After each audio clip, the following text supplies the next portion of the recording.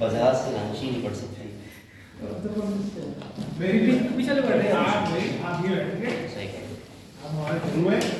Cable दीजिएगा बच्चों ने, केबल आपके पीछे जो ब्लैक कलर की केबल है केबल दे दीजिए और शुरू करते हैं करंट अफेयर।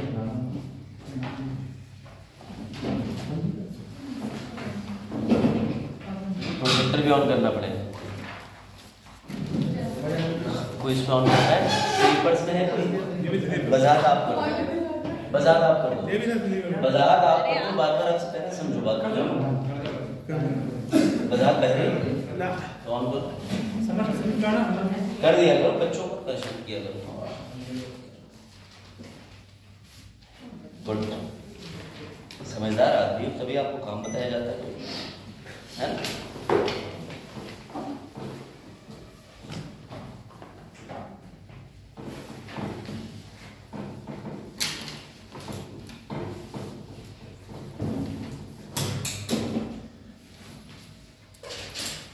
ठीक है, इसको ऑफ ही कर दें।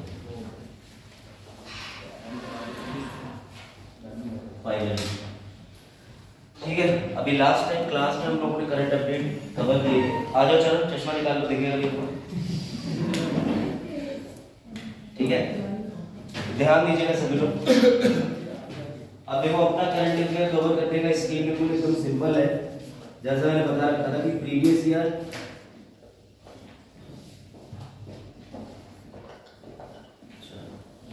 बैठ गए ना, बैठ गए, बाकी लोग आ जाए। ध्यान देना बहुत अच्छा से। यूपीएससी, यूपीपीएससी और वनडे एग्जाम जिस तरीके के हैं ना, सारे आपके करंट से कवर हो जाएंगे।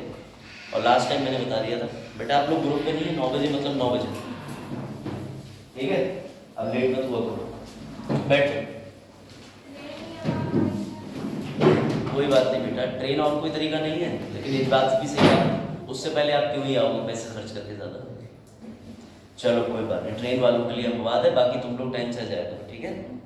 तुम लोग ये नहीं कि अपनी बाइक का नाम ट्रेन रख लो, ठीक है? जिसे पैटर्न समझना है, पैटर्न ये समझ लो कि करंट अफेयर में कवर कैसे करा रहा हूं यहाँ पर, ठीक है? समसामयिक घटनाएं जो भी परीक्षा संबंधी होंगी, ध्यान दीजिएगा। मैंने आपसे कह दिया था रजिस्टर या A4 पन्ना अपने पास परचेस करके रखिए।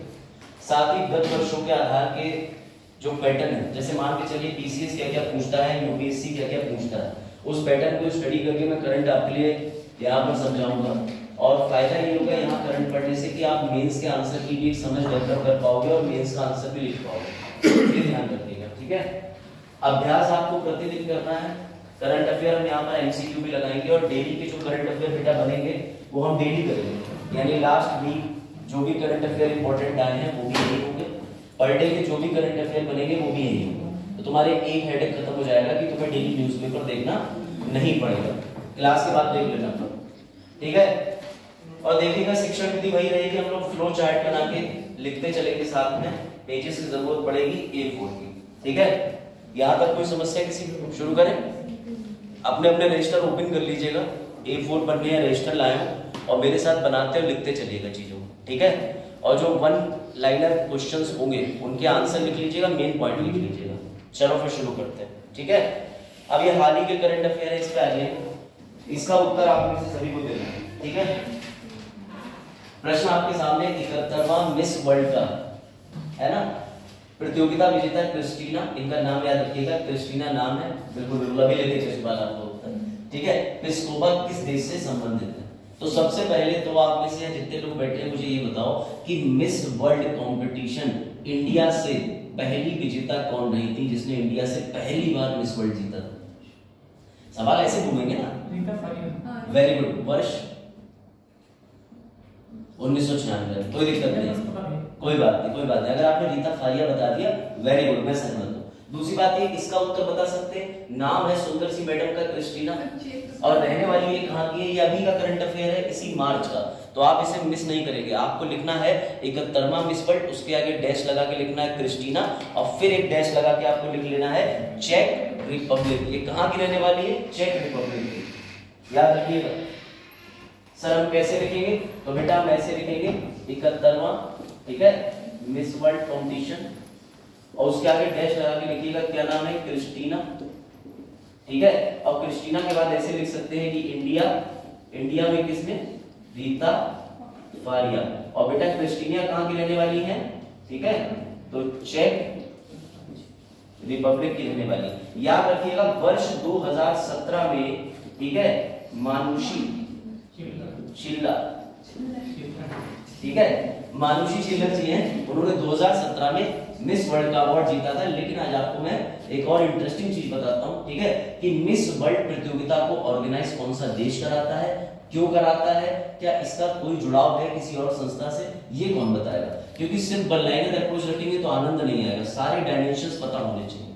मेरी तरह आपकी फ्लो चार्ट बनाते चलिएगा, लिखते चलिएगा, वरना आपकी प्रैक्टिस चली जाएगी। ठीक है, तो मैंने बताया 71वां किसे मिला है, क्रिस्टीना, ठीक है, प्लिस्कोवा, चाहे पूरा नाम लिख ले चाहे क्रिस्टीना भी आपको याद रहेगा, पर्याप्त है। ये है क्रिस्टीना, ठीक है, खासकर लड़कों की डिमांड पर जूम करना आवश्यक है। तो देखो है ना सूरज, चलो देखो, हाँ कहाँ की रहने वाली है बेटा, ये चेक रिपब्लिक की। ठीक है, आ जाओ, जस्ट पहला ही क्वेश्चन है, आ लो, पहले क्वेश्चन को मैं दोबारा रिपीट कर दे रहा हूँ, जस्ट पहले ही क्वेश्चन लगा है, बैठ जाओ, इसका उत्तर मैंने लिख दिया है, वेरी गुड। याद रखिएगा सबसे पहली कौन थी इंडिया से, रीता फारिया, वर्ष 1996। दूसरी इंपॉर्टेंट चीज देखो इधर, दूसरी इंपॉर्टेंट चीज ये बेटा याद रखिएगा, मिस वर्ल्ड कंपटीशन कराता है, बस आप ध्यान देना, मिस वर्ल्ड कंपटीशन कौन कराता है, तो तुम बड़े प्यार से इसके ऊपर लिख लेना, मिस वर्ल्ड संगठन है बेटा, मिस वर्ल्ड संगठन।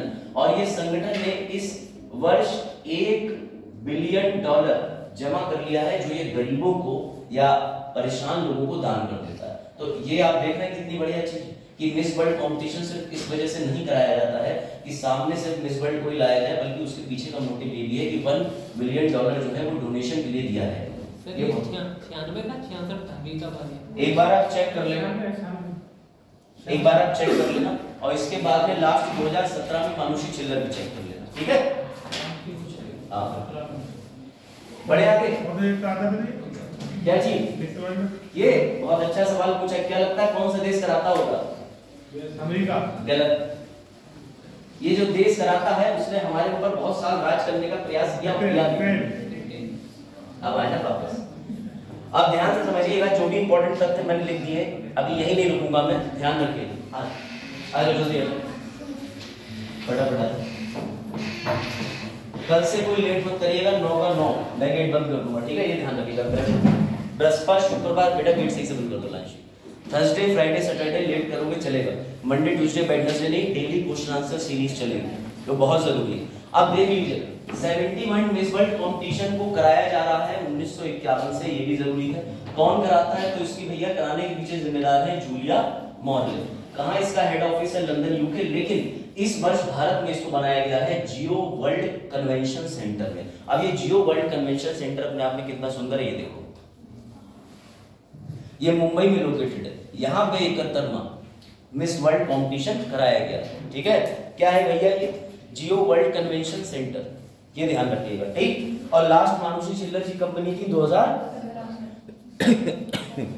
यहां तक कोई डाउट, इसका उत्तर था चेक रिपब्लिक। कहां की रहने वाली है क्रिस्टीना, चेक रिपब्लिक की। चेक रिपब्लिक वही जगह है, आपको पता होना चाहिए। आ जाओ, बंद करो, जिस पर यूएसएसआर ने अधिग्रहण कर लिया था, उसको 2 भागों में बांट दिया था। खैर चलो, ये आप आईआर में पढ़ेगा। अगला प्रश्न आपके सामने, फ्लो चार्ट बनाते चलिएगा, और ये बहुत ही महत्वपूर्ण प्रश्न, बताओ असम राज्य, देखो क्वेश्चन पढ़ने से पहले समझा करो कि किस राज्य की घटना है। असम राज्य में नरेंद्र मोदी ने स्टैचू ऑफ बेलोर का अनावरण, ठीक है, किया है। स्टैचू ऑफ बेलोर किसको समर्पित, किसको, वेरी गुड, जो लोग योद्धा लाचित की बात कर रहे हैं वो बिल्कुल ठीक कह रहे हैं। याद रखिएगा ये स्टैचू की हाइट है 125, और क्या इस 125 फीट, क्या ये स्टैचू बनाने वाले वास्तुकार और स्टैचू ऑफ यूनिटी बनाने वाले वास्तुकार दोनों एक ही हैं? हाँ, दोनों एक ही हैं। अब ये बताइए, अगर आपको इतनी जानकारी है बेटा, आगे जल्दी जो भी बंद कर दो, दोनों कर दो। योद्धा लाचित बोरफुकन किस किंगडम से ताल्लुकात रखते हैं और किस किंगडम के सेनापति रहा करते थे, बताओ। पढ़ो तो ऐसे कि जीसीएस में आंसर आए तो घुमा तो दो कम से कम। तो याद रखिएगा अहोम किंगडम। ये लीजिए, इनके बारे में पढ़ लीजिए थोड़ा सा। पहली बात तो इस प्रतिमा के वास्तुकार जी का नाम क्या है? राम वनजी सुतर। राम वनजी सुतर ये वही वास्तुकार हैं जिन्होंने स्टैचू ऑफ यूनिटी का निर्माण किया था। स्टैचू ऑफ यूनिटी कहां पर है सर? गुजरात में। कितने फीट की है या कितने मीटर की है? बनाई कब थी?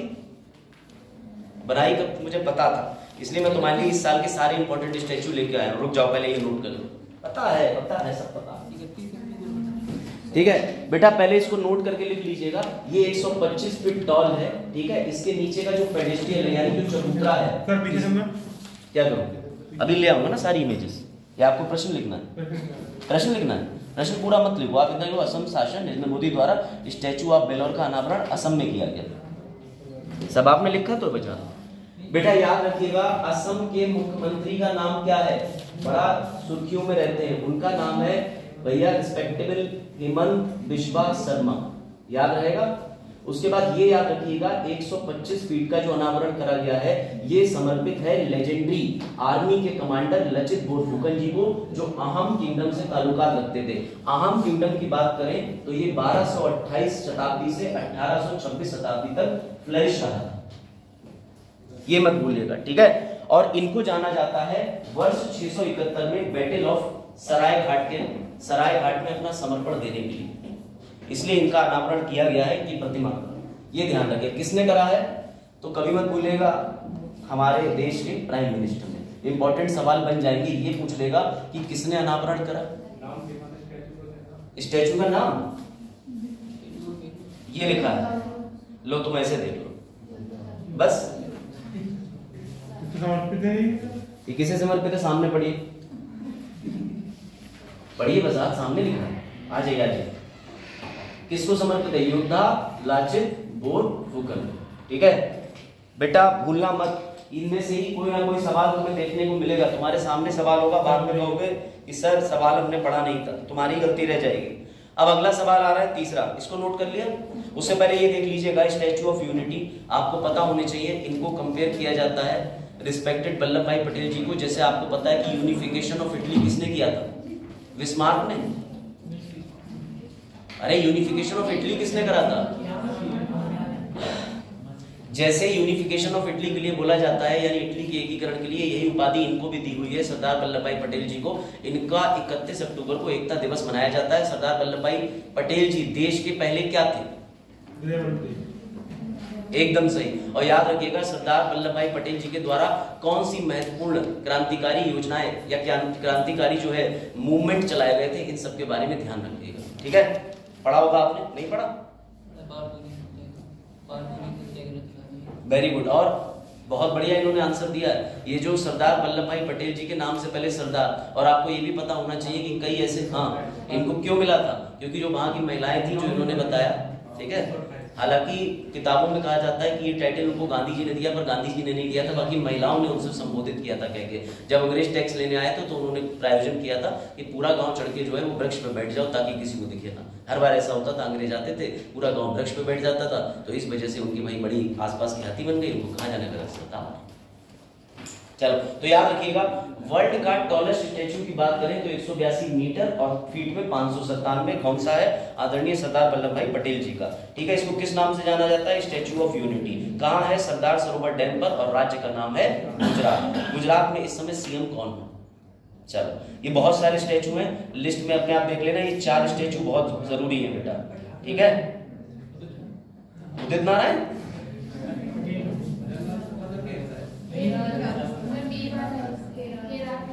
Very good very good very good, बिल्कुल सही बताया। उत्तर इन्होंने सही बताया है, सीएम नहीं बताया है। ठीक है, बाकी बच्चे हाँ हाँ ये कुछ नहीं दिया। देखो, जम्मू कश्मीर में महाशिवरात्रि, तुम ही महाशिवरात्रि नहीं मनाते हो, बाकी राज्य भी मनाते हैं। महाशिवरात्रि पर कश्मीरी पंडितों द्वारा निम्नलिखित में से कौन सा प्रमुख त्योहार मनाया जाता है? बताओ। हाँ बेटा, याद रखना, जो भी कह रहा है हेरात महोत्सव वो बिल्कुल ठीक कह रहा है। ये हेरात महोत्सव जो है वो शिवरात्रि शिव जी की वर्षगांठ को बताने के लिए या मनाने के लिए उत्सव के साथ मनाया जाता है। साथ ही जम्मू कश्मीर के अन्य 2 उत्सव के भी नाम में लेके आए हूं, लेकिन उससे पहले डील करिए नीचे वाला प्रश्न। हरियाणा राज्य का मुख्यमंत्री हाँ कौन कह रहा है? वेरी गुड, क्या नाम कहा बेटा आपने? नायब सिंह सैनी। याद रखिएगा, अब सिर्फ इतना पढ़ के हम नहीं निकल जाएंगे, थोड़ा सा और आगे पढ़ेंगे। 3 दिन तक चलता है हेरात महोत्सव। याद रखिएगा कहाँ? जम्मू कश्मीर में। किसे समर्पित है? तो प्रभु शिव माता पार्वती की वर्षगांठ के रूप में अन्य 2 जम्मू कश्मीर के फेमस महोत्सव बहुत जरूरी है, एक ट्यूलिप और एक खीर भवानी मेला। मत भूलना, खीर भवानी मेला का आयोजन कहाँ किया जाता है? जम्मू कश्मीर। ये दोनों मत भूलना, लिखते चलना फ्लो चार्ट से। नीचे आ जाओ, नीचे का आंसर आप लोगों ने क्या बताया था? हाँ, कौन से सैनी जी थे? लो ये रहे भैया, नायब सिंह सैनी जी जो है वहां के बन गए हैं सीएम, और इस समय वहां के गवर्नर कौन है? बंडारू दत्तात्रेय जी। याद रखिएगा कि मनोहर भैया कौन थे? खट्टर साहब। जो खट्टर साहब थे पहले उनका कोalition था बीजेपी और जेजेपी का। ये कोalition यानी आपस में गठबंधन टूट जाने की वजह से क्या हुआ? मनोहर लाल खट्टर जी को करना पड़ा रिजाइन। और याद रखिएगा साथ ही वहां के पहले सीएम कौन थे? दयाल शर्मा। अब ठीक है। हेरात हाँ मैं दिखा दे रहा हूँ, लिख लो। ये लो, हेरात महोत्सव था और हरियाणा वाला था, ठीक है। हाँ बजा पूछो। क्या क्या? स्पीड से फेंक दे। अच्छा स्पीड से हटा देते हैं। ओ आज वजाहत पढ़ रहे हैं, वजाहत को दिक्कत हो रही। Oh my Jesus. चलो लिखा नायब सिंह सैनी और इसका नाम है हेरात महोत्सव। पीडीएफ मिल जाएगी तुम्हें, ठीक है। लेकिन इसका ये मतलब बिल्कुल नहीं फ्लो चार्ट ना बनाओ, नहीं बनाओगे जब तक एक फ्लो चार्ट चेक नहीं कर लूंगा, पीडीएफ नहीं शेयर करो। और करा रही हूँ। चलो इधर देखो, अगला प्रश्न आपके लिए बहुत जरूरी है। इस प्रश्न से कई बार आपको चीजें अलग अलग तरीके से देखने को मिलेंगी। इसका उत्तर बताएं। पहला प्रश्न है, हाल ही में सुधा मूर्ति को राज्यसभा के लिए मनोनीत किया गया। याद रखना, मनोनीत सिर्फ राज्यसभा में करते हैं। अगर ऊपर लोकसभा लिखा होता तो वैसे भी नीचे answer none of the above आ जाता। 2023। वाह। पद्म भूषण दिया गया था, कौन सा? पद्म भूषण। क्या आपको पता है कि पद्म भूषण, पद्म विभूषण और एक कौन सा? ये तीनों रोक दिए गए थे, लेकिन किस सरकार ने, और दोबारा शुरू करे गए थे किस सरकार ने? क्योंकि यूपीएससी का 2022 का पहला प्रश्न इसी पे समर्पित था, पुरस्कार होगा, इसलिए प्लीज हैं बिल्कुल एग्जैक्टली बैठ जाओ।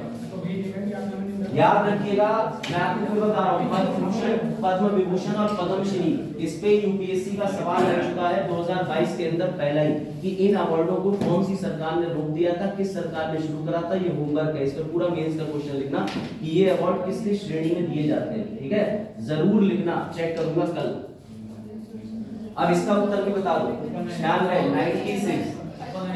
सिर्फ ओपेनहाइमर के बारे में जानोगे या कोई ओपेनहाइमर के बारे में बताएगा कि ये कौन था? चलो पहले प्रश्न का उत्तर रहा, इन्फोसिस की फाउंडर है, को फाउंडर कह सकते हो, इनके हस्बैंड जी जो है, सबको पता है इन्फोसिस जानी मानी कंपनी है। किस तरीके का काम करती है इन्फोसिस, कोई बता सकता है? नहीं पता? इन्फोसिस किससे रिलेटेड है, क्या वर्क करती है? बिल्कुल सही कहा यश ने। दूसरा इस पे आ जाओ, राज्यसभा में इनका नॉमिनेशन हुआ है। इसके बाद सेकंड वाले क्वेश्चन में जरूर समझिएगा, 96th ऑस्कर अवार्ड। अभी ऑस्कर अवार्ड बड़े चर्चा में रहे। मैं ऑस्कर के ऊपर पूरे कम से कम 15-20 क्वेश्चन का, और साथ ही ऑस्कर क्यों दिए जाते हैं, किस श्रेणी के दिए जाते हैं, बेस्ट डॉक्यूमेंट्री फीचर फिल्म क्या होती है, बेस्ट डॉक्यूमेंट्री शॉर्ट फिल्म क्या होती है, ये तुम्हें सब बताऊंगा डेप्थ में आज ही के लेक्चर में। लेकिन सबसे इंपॉर्टेंट चीज ये है बेटा, ओपेनहाइमर के बारे में जान लो।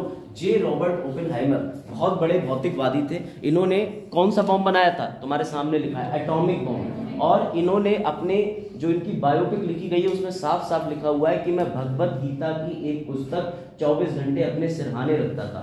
भगवत गीता के इन्होंने श्लोकों से बहुत पढ़ के इंस्पिरेशन ली है, और इन्होंने कई जगह जिक्र कराया कि Bhagavad Gita was the inspirator, was the orator and was the guider of my life. ये बात इन्होंने बोली है। क्या नाम था इनका? Scientist J Robert Oppenheimer. ये बड़ा अच्छी पिक्चर आई है, और इसमें मर्फी नाम के एक बहुत बड़े एक्टर हैं जिनको बेस्ट कैटेगरी में लीडिंग रोल में अवार्ड मिला है, ठीक है। तो अभी मैं आपको बताऊंगा कि कौन है मर्फी। बंद भी कर देगा, याद रखिएगा। और आपको एक बात और बता दूं कि अमेरिका ने एक प्रोजेक्ट चलाया था, मैनहट्टन प्रोजेक्ट। मैनहट्टन प्रोजेक्ट में उसने सभी साइंटिस्टों को इकट्ठा करके बोला था कि रक्षा के लिए हथियार विकसित करना जरूरी है। तो मैनहट्टन प्रोजेक्ट को जिसने लीड किया था उस साइंटिस्ट का नाम भी था जे रॉबर्ट ओपेनहाइमर, यानी वही साइंटिस्ट। बात आई समझ में? चलो फिर आगे बढ़ते हैं। अब बताओ इस वाले क्वेश्चन को लगाओ, ये क्वेश्चन बड़ा इंटरेस्टिंग है। अच्छा किशोर, चल फर्स्ट वाले का उत्तर दिया है बच्चों ने किशोर मकवाना। अच्छा दूसरे वाले का बता दो, 14वें राष्ट्रपति और 24वें प्रधानमंत्री कौन है? मैं पढ़ा चुका हूँ लास्ट लेक्चर में, भूल गए? किसी ने सही उत्तर दिया? अभी आवाज आई, कौन है? वेरी गुड, बजात ने बिल्कुल ठीक बताया, शायरा ने भी ठीक बोला, सलोनी ने भी। शहबाज शरीफ जो नवाज शरीफ के भाई हैं वो दूसरे टर्म में बने हैं, मुबारक हो। यहाँ पर भी आसिफ अली जरदारी जो है वो जोरदार तरीके से दूसरी बार बने हैं। कौन? राष्ट्रपति। तो तुम्हें एक समझ होना चाहिए कि उनकी प्रणाली भी हमारी फोटोकॉपी के आधार पर चलती है। आपको पता होना चाहिए कि पाकिस्तान के पास भी राष्ट्रपति पीएम भी होता है, लेकिन वहां पर तख्ता पलट यानी कि जो सेना होता है उसके जनरल की पावर इतनी होती है कि कोई जवाबदेही नहीं है राष्ट्रपति और पीएम को, और वही कूप कर देते हैं। आज तक ज्यादातर जितने भी पीएम हटाए गए पाकिस्तान से वो मिलिट्री कूप द्वारा यानी तख्ता पलट द्वारा ही हटाए गए, ठीक है। और ज्यादातर को तो वो प्रयास करते हैं कि निपटा ही दें। वहां पर शरीयत का कानून चलता है। और याद रखिएगा पाकिस्तान के पास भी सुप्रीम कोर्ट है। पाकिस्तान के अंदर जज बनने वाली गीता आखिरी हिंदू जज थी, और साथ ही पाकिस्तान में सुप्रीम कोर्ट से ऊपर शरीयत कोर्ट होता है। यानी अगर सुप्रीम कोर्ट ने फैसला दे दिया कि भैया इस जगह पे ऐसा मत करो, तो उसके बाद चैलेंज कर सकते हो शरीयत कोर्ट पे। तो मतलब ही क्या बनता? सेंसी क्या सुप्रीम कोर्ट का, ठीक है, याद रखना। अभी जैसे इजराइल के अंदर हुआ, इजराइल के अंदर बेंजामिन नेतान्याहू का आपको पता होगा चुनाव चल रहा है। अभी तो छोड़ दीजिए चुनाव, तो छोड़ दीजिए, वहां पर मुद्दा हो गया, चुनाव चल रहे हैं रशिया के अंदर, पुतिन के इलाके में। पता है कि नहीं? पता है तो ठीक है, डिस्कस करेंगे। अब आ जाओ इंपॉर्टेंट चीज, बेटा याद रखिएगा। अभी आपने इनका नाम देखा किशोर मकवाना। किशोर मकवाना के पीछे थोड़ी सी मैंने रिसर्च करी तो पता चला ये गुजरात से बिलोंग करते हैं। कहां से? गुजरात से। और इन्होंने हमारे देश की पीएम पर एक किताब लिखी है, अ कॉमन मैन्स पीएम। ये बहुत इंपॉर्टेंट है। मकवाना जी के नाम पे कौन सी पुस्तक है, इन्होंने कौन सी पुस्तक लिखी? A common man's PM. अब आपको इंपॉर्टेंट चीज बता दूं, पहले संविधान के अंदर अनुसूचित जाति, अनुसूचित जनजाति यानी शेड्यूल कास्ट, शेड्यूल ट्राइब नाम का कोई आयोग मौजूद नहीं होता था। लेकिन हमने 65वां संवैधानिक संशोधन करा वर्ष 1990 में, जिसके अंदर अनुसूचित जाति एवं अनुसूचित जनजाति आयोग का निर्माण कर दिया गया। लेकिन याद रहे 1990 के ठीक 13 वर्ष बाद 2003 में हमने 89 संवैधानिक संशोधन करके अनुसूचित जाति एवं अनुसूचित जनजाति दोनों आयोगों को अलग अलग कर दिया। ये आयोग कौन बनाता है? तो ये आयोग बनाने की शक्ति राष्ट्रपति को होती है। इन आयोगों को कौन से संविधान के अनुच्छेद में डिफाइन किया गया है? 338 में। और सबसे इंपॉर्टेंट चीज याद रखिएगा कि अगर एससी और एसटी ये दोनों अलग अलग कमीशन है तो इसके अंदर अलग अलग व्यक्ति पाए जाते हैं। अगर मैं एससी कमीशन की बात करूं बेटा तो इसके अंदर होता है एक चेयरपर्सन, उसके बाद होता है वाइस चेयरपर्सन, साथ में सदस्य होते हैं। इस चेयरपर्सन का जो टेन्योर होता है वो 3 वर्ष का होता है। नियुक्ति की बात करें तो नियुक्ति करता है राष्ट्रपति, और इन तीनों में से एक विमेन होना जरूरी है। इतनी बात मत भूलिए, ये पीसीएच हुए, लिखते चलिएगा मेरे साथ। ऐसी मैं शेड्यूल ट्राइब का बता दे रहा हूँ। यानी टोटल इसमें 5 व्यक्ति होते हैं, एक चेयरपर्सन, एक भाई कह सकते हो आप उपाध्यक्ष, एक अध्यक्ष हो गया, एक उपाध्यक्ष हो गया, साथ में 3 व्यक्ति हो गए। ये 3 व्यक्ति पारंगत होंगे विभिन्न फील्डों में, लेकिन इनमें से एक महिला का होना अनिवार्य है। और कब अलग कर दिया गया? तो 2003 में 89वां संशोधन पास किया गया, परंतु अलग किया गया 2004 में। ये मत भूलना, क्योंकि कोई भी संशोधन की डेट पास होने की अलग होती है लेकिन लागू करने की डेट अलग होती है। सीए वर्ष 2019 में पारित कर दिया गया था, परंतु लागू कब किया गया? 11 मार्च 2024 में। तो तिथियां अलग अलग हो सकती हैं। बेटा फ्लो चार्ट में लिखते चलो, अगर आप पूरा पूरा आंसर लिखोगे तो नोट्स नहीं बन पाएंगे, ये हम दे देंगे, मतलब बुलेट शॉर्ट फॉर्म, ठीक है। अब देख लो सभी लोग, तो एसटी कमीशन के अंदर कौन है? तुम्हारे लिए होमवर्क के वर्तमान में चेयरपर्सन कौन है पता करके आओगे। 5 के नाम लिख लेना कि कौन चेयरपर्सन है, कौन वाइस चेयरपर्सन है। शेड्यूल ट्राइब का कमीशन में सेम होता है, एक चेयरपर्सन होता है बेटा, उसके बाद एक वाइस चेयरपर्सन होता है, इसमें भी फिर 3 लोग होते हैं। लेकिन याद रखना यहाँ पे एक ग्लिच है, एसटी का जो चेयरपर्सन होता है उसका कोई टेन्योर फिक्स नहीं है, कुछ नहीं पता कब उसको हटा दिया जाए। एक का 3 साल, एक का कोई फिक्स नहीं। साथ ही एक इंपॉर्टेंट चीज कि इनकी नियुक्ति भी राष्ट्रपति करते हैं। तो फिर सर ये काम क्या करते हैं? ये रहा, सामाजिक, शैक्षिक, आर्थिक, सांस्कृतिक तरह चीजों को बढ़ावा देते हैं। किस वर्ग के लिए? शेड्यूल कास्ट और शेड्यूल ट्राइब के लिए। कहाँ डिफाइंड है? अनुच्छेद 338 में। क्वेश्चन भले ही वन लाइनर है, लेकिन मैं तुम्हें घुमा फिरा के ले आऊंगा पीसीएस तक और उससे ऊपर ले जाऊंगा यूपीएससी, ताकि तुम्हें प्रेजेंट के मुद्दे भी पता चलते रहे और थोड़ी सी तुम्हारे अंदर कनेक्टिविटी भी आती रहे। ठीक है, लिख लिया? मिटा दो।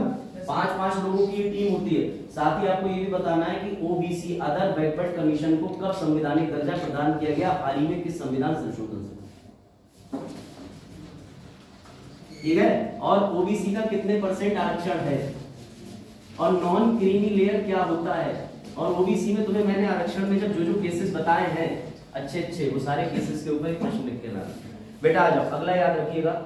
कौन बने हैं 14वें राष्ट्रपति पाकिस्तान के? तो उनका नाम है आसिफ अली जरदारी। याद रखिएगा 2008 से 13 में भी वो एक बार बन चुके हैं, लेकिन कुछ भी नहीं अच्छा कर पाए, तो पाकिस्तान बाड़े बट्टे में ही जाए।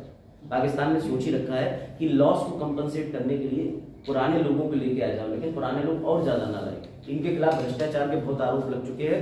एक न्यूज़पेपर आता है द डॉन, ठीक है, डॉन मतलब ऐसे आड़े तिरछे डॉन नहीं, ठीक है, डॉन उसका नाम है, DAWN। डॉन का मतलब होता है संध्या का समय, जब सूरज छिपता है तो न्यूज आ जाती है, ह्यूमर आ जाता है। तो उस डॉन न्यूज़पेपर में मेंशन किया गया था कि इनके पास में जितना भी एसेट है वो इन्होंने खुद की तनख्वाह से नहीं बनाया है, मतलब पर्क्स से बनाया है। पर्क्स का मतलब समझते हो? पर्क चॉकलेट नहीं, पर्क्स का मतलब मिले हुए तोहफे। There are no free lunches, एक महान व्यक्ति कहते थे, चलेगा नहीं समझे तुम लोग? कौन कहते हैं? पुलकित सर कहते थे। चलो ठीक है, आसिफ अली जरदारी याद रखोगे।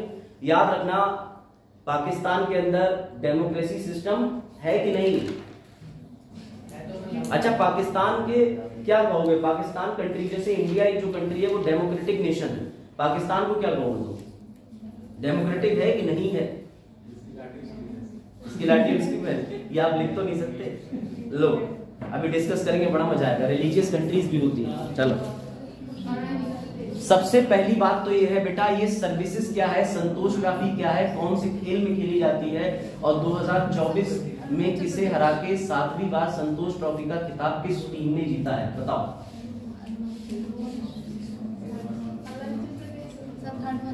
थर्ड वाला जो कह रहे हैं बिल्कुल गलत कह रहे हैं। याद रखना संतोष गोवा, देखा अभी उधर से आवाज आएगी कुछ और। चलो जरा इसका उत्तर भी दे दें फटाक से। अभी जब मैं फ्रांस कौन कह रहा है?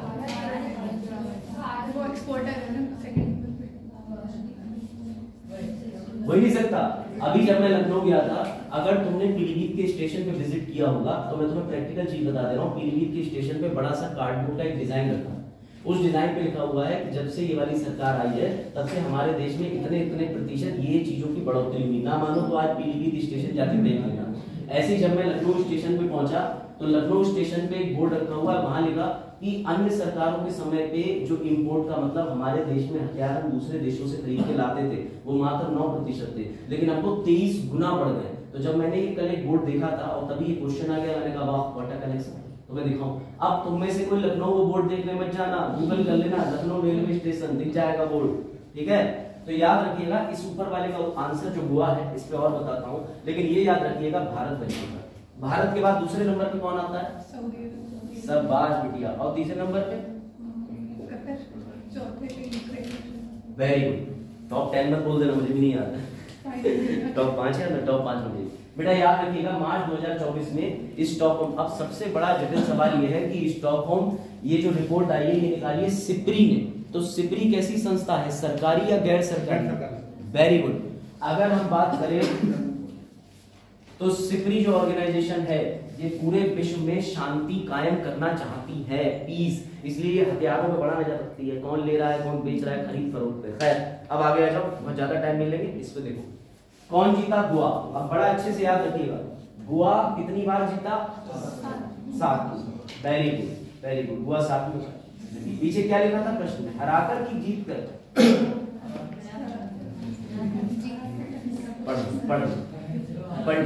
हराकर, तो गोवा को हराया है तो जीता कौन होगा भैया? तो ये देखो पश्चिम बंगाल जीता है।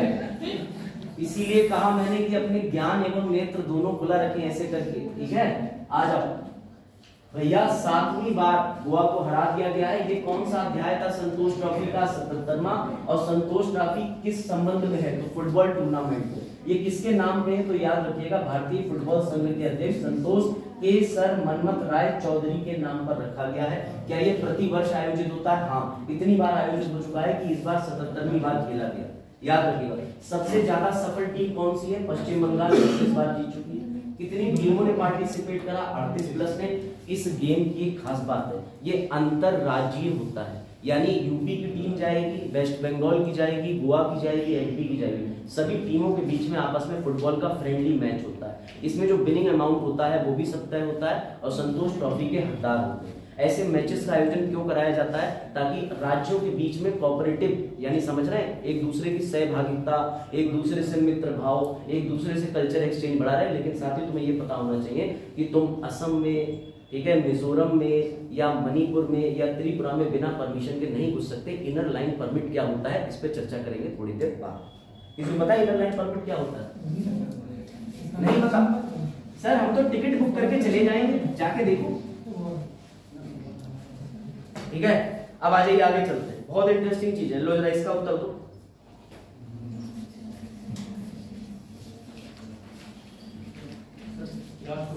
हाँ, लास्ट वन। आ जाओ बेटा, गेट बंद करो।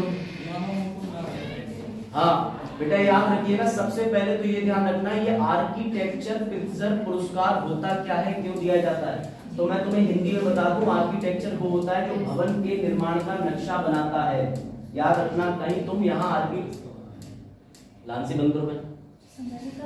कौन कर रहे? गुड, मजाक तुम कर रहे हो? मैं क्या कर रहे हो? चलो, आर्किटेक्चर की बात हुई है।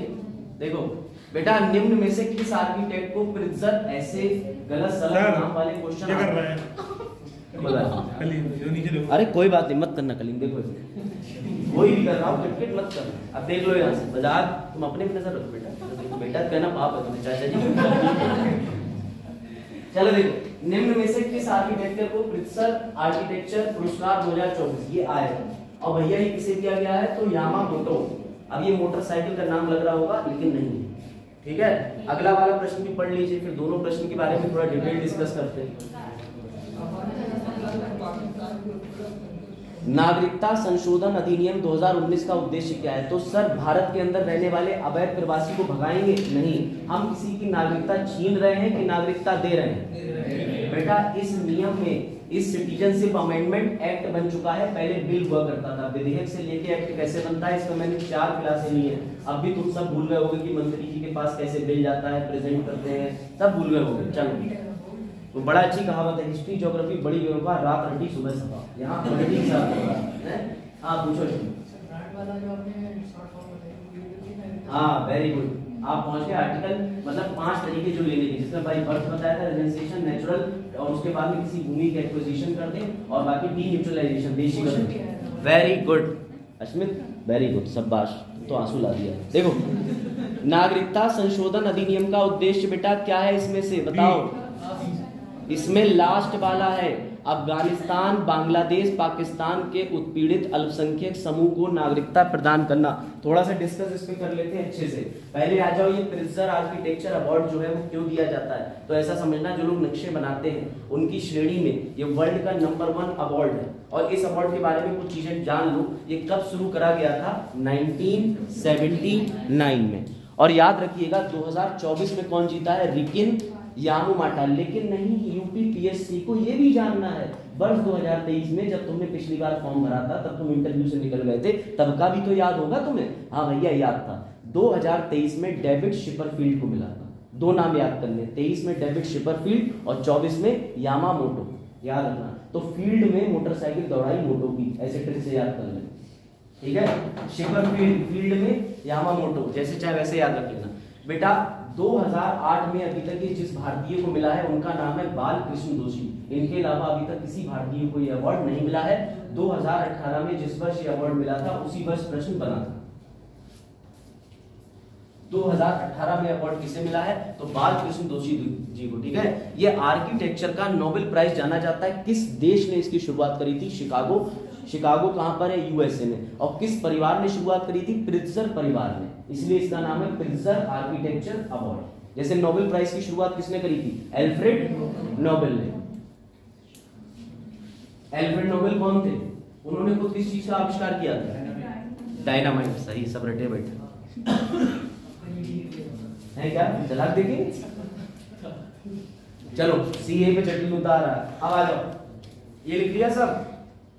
लो बेटा, पहली बात तो नागरिकता के प्रावधान संविधान में किस भाग में दिए गए? भाग 2 में। बेटा संविधान पे डेडिकेटेड ये, इस पे मैं डेडिकेटेड चैप्टर लेके आया हूं, लेकिन आप एक चीज याद रखिएगा, भारत में चलता है सिटीजनशिप एक्ट 1955, जो पहले बात करता था कि तुम्हें भारत में नागरिकता लेनी है तो तुम वैध तरीके से भारत में आके रहोगे।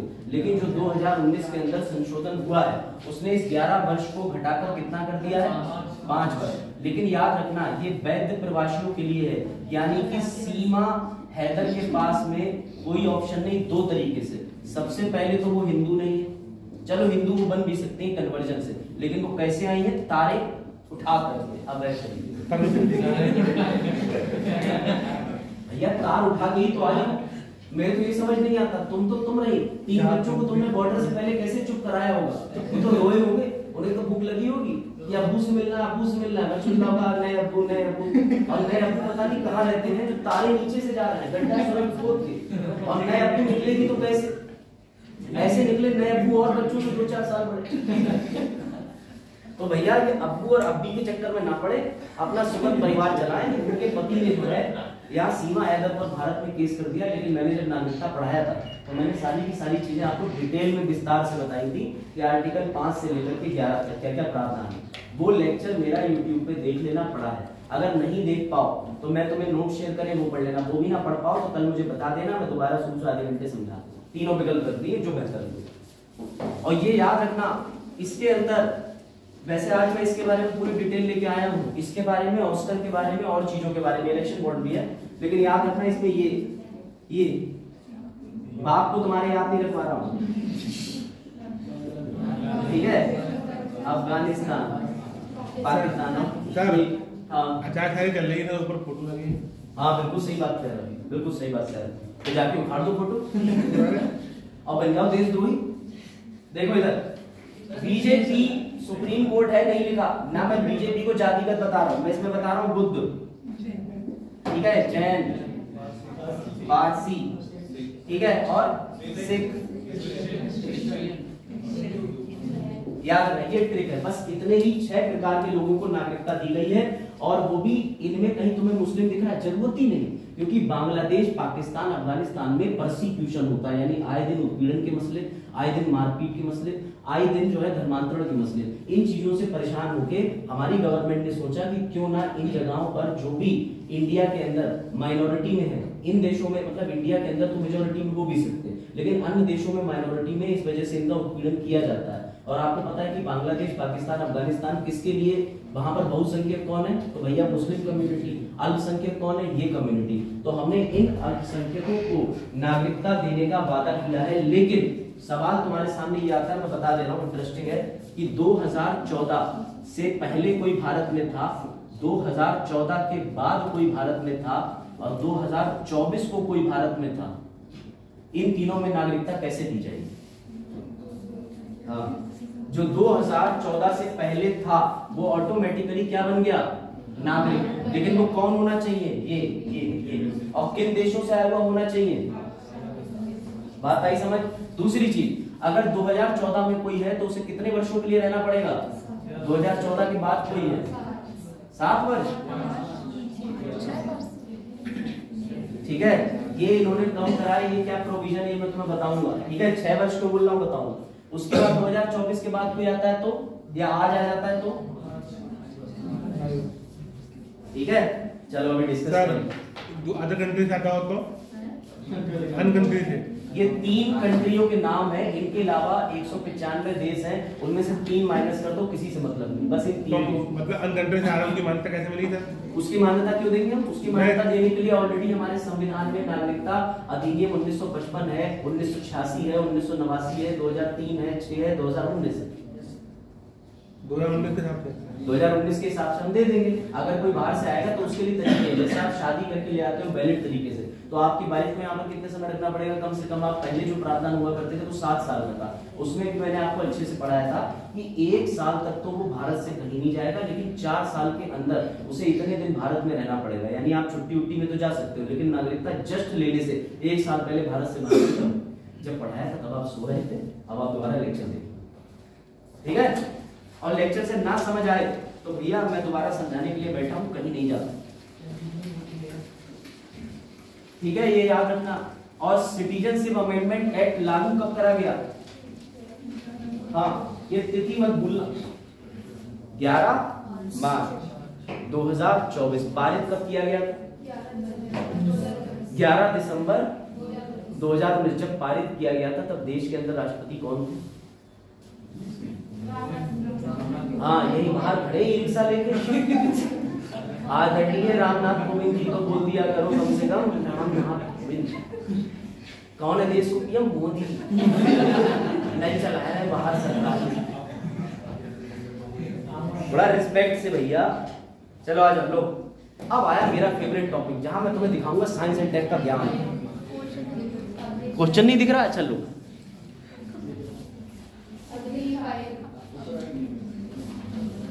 हाँ भैया बताओ, पीछे ट्राई करो बेटा। तीसरा इसका, गुड। क्या कोई बता सकता है भारत? हाँ, क्या ले जाने में सक्षम? चलो ठीक है, मैं तुम्हें ये डिफाइन कर दे रहा हूँ, तुम कभी नहीं भूलोगे। इसकी भी ट्रिक है मेरे पास, उससे पहले समझ लो। भारत कब आजाद हुआ? देश का संविधान बनके कब लागू हुआ? भारत में डिफेंस के मामले की बात करो तो हम 0 थे। क्यों? क्योंकि हमारे पर किसका कब्जा था? जब भारत आजाद हुआ तो भारत ने सबसे पहले प्रयास करा कि हम लेके आएंगे अपना खुद का सेल्फ डिफेंस। क्यों? क्योंकि उसके सामने 2-3 देश ऐसे थे जो जिंदा जिंदा तरक्की कर गए। कैसे? रशिया ने ना कि सिर्फ अलग अलग तरीके के बॉम्ब बना लिए, हाइड्रोजन बॉम्ब बना लिए, न्यूक्लियर बॉम्ब बना लिए, स्पुतनिक 1 को 1957 में भेज दिया। अमेरिका भी हर तरीके से हथियार में मजबूत हो रहा था। ये बात आई समझ में? तो इंडिया ने क्या करा? इंडिया ने चोरी चुपके से 3 प्रोजेक्ट चलाए। बेटा ये तीनों प्रोजेक्ट बहुत जरूरी हैं। इसका नाम है प्रोजेक्ट डेविल, याद रखना, प्रोजेक्ट वेरिएंट और प्रोजेक्ट इंडिगो। अब ये ध्यान रखना, डेविल मारेगा सतह से सतह, ठीक है, अंतरद्वीपीय, इंटरकॉन्टिनेंटल, और ये मारेगा सतह से एयर, यानी सतह से वायु या हवा में। ये तीनों प्रोग्राम चलाए गए 1970, 1974, ये सबसे पुराना था 1962। लेकिन नतीजन भारत की सरकार पर अंतरराष्ट्रीय दबाव आने लगा। मैं तुम्हें जरा देर के अंदर 2 मिनट के अंदर साइंस एंड टेक का पूरा मिसाइल हिस्ट्री बता दे रहा हूं, ताकि आज तुम कभी नहीं भूलोगे कि इंडिया में मिसाइल बनती क्यों है, किस प्रोजेक्ट के फेलियर की वजह से बना, क्यों जाना जाता है एपीजे साहब को भारत का मिसाइल मैन, इन्हीं कारणों से जाना जाता है। तब तक हमारे एपीजे साहब क्या कर रहे थे बेटा? वो कर रहे थे अलग अलग विभागों में नौकरी इसरो के अंदर। उनका सपना था कि मैं बनूं एरोनॉटिकल इंजीनियर। उस व्यक्ति ने कहां से पढ़ाई करी, किसी को पता है? कौन सी संस्था से? जो इस समय नंबर 1 साइंस की संस्था है बेंगलुरु में, वहां से निकली। और इसके अलावा चलो भैया वापस आ जाओ, समझ गया, समझ गया। उनका नाम तो याद ही होगा पूरा कि नहीं? हाँ, कोई नाम बता सकता है क्लास में पर पूरा? यशपाल जी को छोड़ के अभी पहले यशपाल जी से पूछेंगे। हाँ, और उनको छोड़ के और कोई? गुड, सही कहा है, थोड़ा सा गलत है। वेरी गुड, सही बता दे, good good good, very good. जिसे उनका नाम नहीं याद है कृपया करके नाम कंठस्थ कर लो। कोई साधारण व्यक्ति नहीं थे, देश के राष्ट्रपति भी थे, इस हैसियत से कर लो, ठीक? अब सुनो बेटा, भारत ने जब ये तीनों प्रोजेक्ट निकाले तो इंदिरा जी आगे आ गई। इंदिरा जी बोली no no, we don't have funds, we have international pressure. तो इंदिरा जी ने शॉर्टेज ऑफ फंड की वजह से ये सारे जो प्रोजेक्ट चलाए थे इंडिया में, एक के बाद एक फेल हो गए। क्यों? एक तो ये प्रोजेक्ट अलग अलग डेट पे चलाए गए, ऊपर से ये प्रोजेक्ट ये फंडिंग नहीं थी। तीसरी बात ये, हमारे पास कोई ऐसा व्यक्ति नहीं था जो दिशा और मार्गदर्शन दे चुके। अब एंट्री होती है द लेजेंडरी व्यक्ति की, और वो वर्ष होता है 1983 का, और डेट होती है 26 जुलाई। और तब हमारे इंडिया को मिलता है एकीकृत निर्देशित मिसाइल प्रणाली कार्यक्रम, याद रखना, इसे कहते हैं integrated guided missile development programme. ये शॉर्ट फॉर्म तो याद ही रख लेना बेटा। इस योजना के तहत इससे पहले क्या होता है कि हम बना चुके होते हैं अलग अलग कैटेगरी। जैसे आपको पता है आर्यभट्ट नामक एक सैटेलाइट बनाई थी, कब बनाई गई थी? 1975 में, लेकिन उसकी लॉन्चिंग इंडिया से नहीं करी गई थी। उसकी लॉन्चिंग कहां से करी गई थी? रशिया से। उसमें सहयोग भी रशिया का था। तो इंदिरा जी को ये बात लगी हुई थी कि आज तक हमारे जितने भी सुरक्षा को लेकर प्रोजेक्ट भारत में बने हैं वो सारे प्रोजेक्ट विफल हो गए। उन्होंने बुलाया हमारे एपीजे साहब को, रिक्वेस्ट करी कि देखिए आपने जो भी विज्ञान के क्षेत्र में रिसर्च के लिए चीजें बनाई है वो एकदम A1 है, कामयाब है, लेकिन ये हमारी आपसे रिक्वेस्ट है कि कृपया करके अब आप डिफेंस के क्षेत्र में बनाएं। तो जब डिफेंस के क्षेत्र की बात हुई तो एपीजे साहब ने अध्ययन करा, उन्हें पता चला कि अगर हम ये तीनों प्रोजेक्ट अलग अलग चलाएंगे तो कभी कुछ नहीं हो पाएगा। और उन्होंने सभी प्रोजेक्ट को एक जोड़ के एक सिंगल प्रोजेक्ट बनाया। एकीकृत करना मतलब होता है इंटीग्रेशन करना। और उन्होंने इस प्रोग्राम के अंदर बेटा 5 मिसाइलों की सीरीज बनाई जिसे प्यार से कहते हैं पटना। अब भूलना मत, पृथ्वी, अग्नि, त्रिशूल, नाग और ये आकाश। बेटा ये 5 जो है ये वो घराने कह सकते हो जिससे अभी तक अग्नि के अंदर हमने 6 बना ली। सर 6 कैसे? अग्नि प्राइम कहां ले जाओगे? अग्नि पी, अग्नि में बनाई 1 2 3 4 5 और छठे नंबर पे प्राइम भी है और 6th वेरिएंट भी लॉन्च हो गया। उसके बाद समझिएगा पृथ्वी मिसाइल।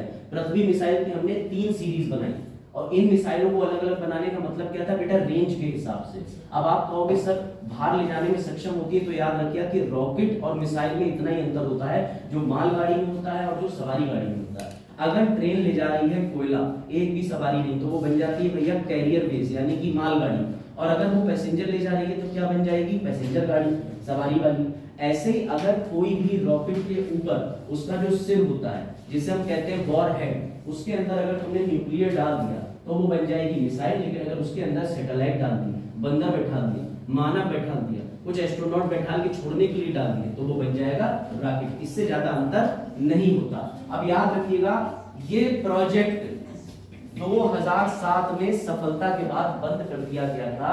लेकिन याद रखिएगा इसकी जो सीरीज है अलग अलग, जैसे पृथ्वी को रोक के शौर्य आ गया, उसके बाद ये आ जाइए अग्नि। अग्नि अभी तक बन रही है। त्रिशूल की बात करें तो त्रिशूल 9 किलोमीटर तक फेंक के भाला की तरफ फेंकने वाली मिसाइल थी, जिस एक मिसाइल का खर्चा आ रहा था 35 करोड़। लेकिन हमने 15 से 20 करोड़ में इजराइल से बराक मिसाइलें खरीदी। जब हमने बराक मिसाइलें खरीदी तो इसको बनाना बंद कर दिया। उसके अलावा इसमें नाग सीरीज में मिसाइलें, नाग हेलिना, नाग ट्रोपेना, नाग। और नाग हेलिना मतलब जो हेलीकॉप्टर में जॉन अब्राहम की पिक्चर में देखना मिसाइल फिट होती है, बटन दबाया चलेगी पीछे पीछे, तो भैया वो नाग मिसाइल होती है। और आकाश की अगर बात करें तो आकाश की सीरीज को भी हमने बंद कर दिया। इन 5 मिसाइलों की बात समझिएगा। इन मिसाइलों के अंदर 3 तरीके की मिसाइलें थी, सतह से सतह, सतह से वायु, एक महाद्वीप से दूसरे महाद्वीप पे। सरल मिसाइलें बनाते क्यों? क्योंकि जिस दिन तुम एक मिसाइल बनाते हो अग्नि 5, जिसकी मारक क्षमता 5000 से 6000 किलोमीटर, उस दिन चाइना डरता है कि अगर कुछ भी हुआ तो एक बटन वहां से दबेगा, 6000 किलोमीटर पे उस सेकंड में एक मिसाइल गिरेगी और साफ। तो दूसरा देश भी हमसे लड़ने की हिम्मत नहीं जुटा पाते। बाकी तो अपने साइंस एंड टेक के टीचर से पूछ लो।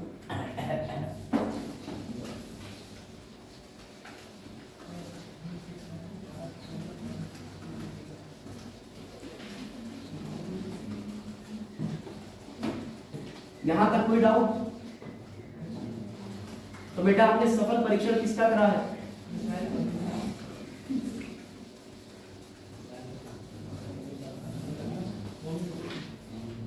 एक बड़ा अच्छा फैक्ट है, इंडिया की डीआरडीओ की साइंटिस्ट है प्रदीप। पता है अग्नि 6 मिसाइल का जो परीक्षण था, अग्नि 6 मिसाइल का परीक्षण भी पूरा किया जा सका था, लेकिन कभी कभी हनी ट्रैप की वजह से हमारे देश की इंपॉर्टेंट टेक्नोलॉजी कॉम्प्रोमाइज हो जाती है। तुम्हें पता है हनी ट्रैप क्या है? नहीं पता हनी ट्रैप? मैं बता दूं। अगर किसी देश के साइंटिस्ट के पास एक सुंदर लड़की का मैसेज आता है तो वो लड़का तो है ही अंदर से, तो वो भी रिप्लाई कर देता है हाँ। तो ऐसा ही हुआ हमारे साइंटिस्ट डीआरडीओ के प्रदीप जी के साथ। उनके पास एक मैसेज पहुंचा, उन्होंने धीरे धीरे बात बढ़ाना शुरू करी। लड़की का नाम था जोया और लड़की निकली पाकिस्तान ISIS की। एग्जैक्टली, ये आपने खबर जरूर पढ़ी होगी। उसने सारी इंफॉर्मेशन कॉन्फिडेंशियल जानकारी इनसे ले ली, बाबूजी से। अब इन्होंने अग्नि 6 की सारी जानकारी उसको दे दी। अब अग्नि 6 की जानकारी देने के बाद हम लोग इतना क्लोज हो गए कि उसका सफल परीक्षण करने के बावजूद भी हमें वो टेक्नोलॉजी बैकएंड में डालनी पड़ी। क्यों? अब हम दोबारा वर्क कर रहे हैं। वरना वो पूरी टेक्नोलॉजी हमारी कॉम्प्रोमाइज हो गई। तो कभी कभी तुम्हारे गुण लक्षण देश को बर्बाद कर सकते हैं, खुद को बदलो, देश बचाओ। समझ गए? तो याद रखिएगा। चलो अब अंतिम प्रश्न पे आ जाओ, फिर इलेक्शन बॉन्ड के और कई एक और मुद्दे हैं, बहुत सारे मुद्दे मैं लेके आया था, चर्चा करेंगे। कंटेंट ज्यादा, बच्चे कम है। चलो इसका उत्तर दीजिए। इसके पहले वाले का उत्तर था बेटा अग्नि 5। अग्नि 5 के अंदर हमने वो टेक्नोलॉजी डेवलप कर ली है कि अग्नि 5 4 से 6 न्यूक्लियर बारूद अपने सिर में ले जाने में तो सक्षम है ही है, लेकिन साइंटिस्टों का कहना है जरूरत पर 12 ले जा सकती है। यानी पीडीबी से उड़ेगी, नेपाल, चाइना, रसिया धीरे धीरे धीरे धीरे बम गिराते गिराते अंत में जाकर के अमेरिका होगी।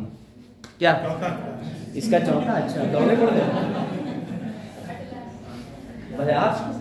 दीवारें होती है, दीवारें वहां लिखा होता है हर बृहस्पतिवार मिले, चाहे आप चले जाए और जाके वही रहो, आओ ही मत। ठीक है, चलो देखो चर्चित स्थान, ठीक है, टांकी की खाड़ी महासागर में स्थित है, तो बेटा प्रशांत महासागर में स्थित है, इसको याद रखिएगा। सर इसका कोई महत्व है तो बता देता हूँ। पहले अग्नि 5 के बारे में याद रखिएगा। और एक इंपॉर्टेंट चीज है, दीवार पे होता है, शट अप, पढ़ाई दीवार पे क्या लिखा होता है? प्रशांत महासागर। तुम्हारे लिए वो ठीक है, बिल्कुल किसी दिन तुम्हें बाहर है धूप तो ही तो तुम्हें पता चल ठीक है। हाँ सही कह रहे हो, पॉइंट ठीक है। तो बेटा याद रखिएगा। अब सबसे इंपॉर्टेंट चीज तुमने पढ़ा होगा, मिसाइल विमेन किसे कहते हैं? मिसाइल विमेन बताओ किसे कहते हैं?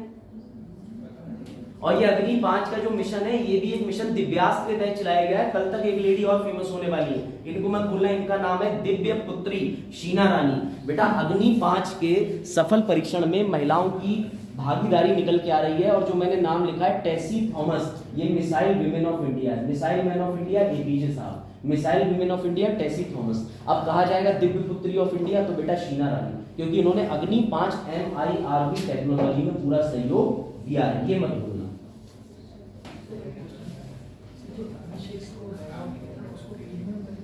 हाँ एग्जैक्टली, बिल्कुल सही पढ़ा। अग्नि की जो लॉन्च करी गई वो इसलिए कर दी गई, चलो लॉन्च कर भारत उसकी 16,000 और ज्यादा भी चलेगी। बेटा ये रहेगा याद फैक्ट, तो याद रखिएगा, एक बार इसको पढ़ लो।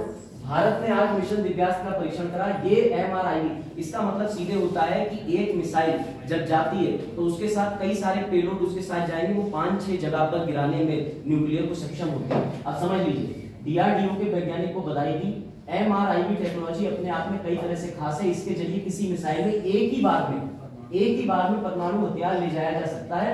बता दें कि इसकी प्रोजेक्ट डायरेक्टर एक महिला है। इसके अलावा इसमें महिलाओं का महत्वपूर्ण योगदान है, बड़ा प्राउड की बात है। ताली तो हो जाओ महिलाओं के लिए।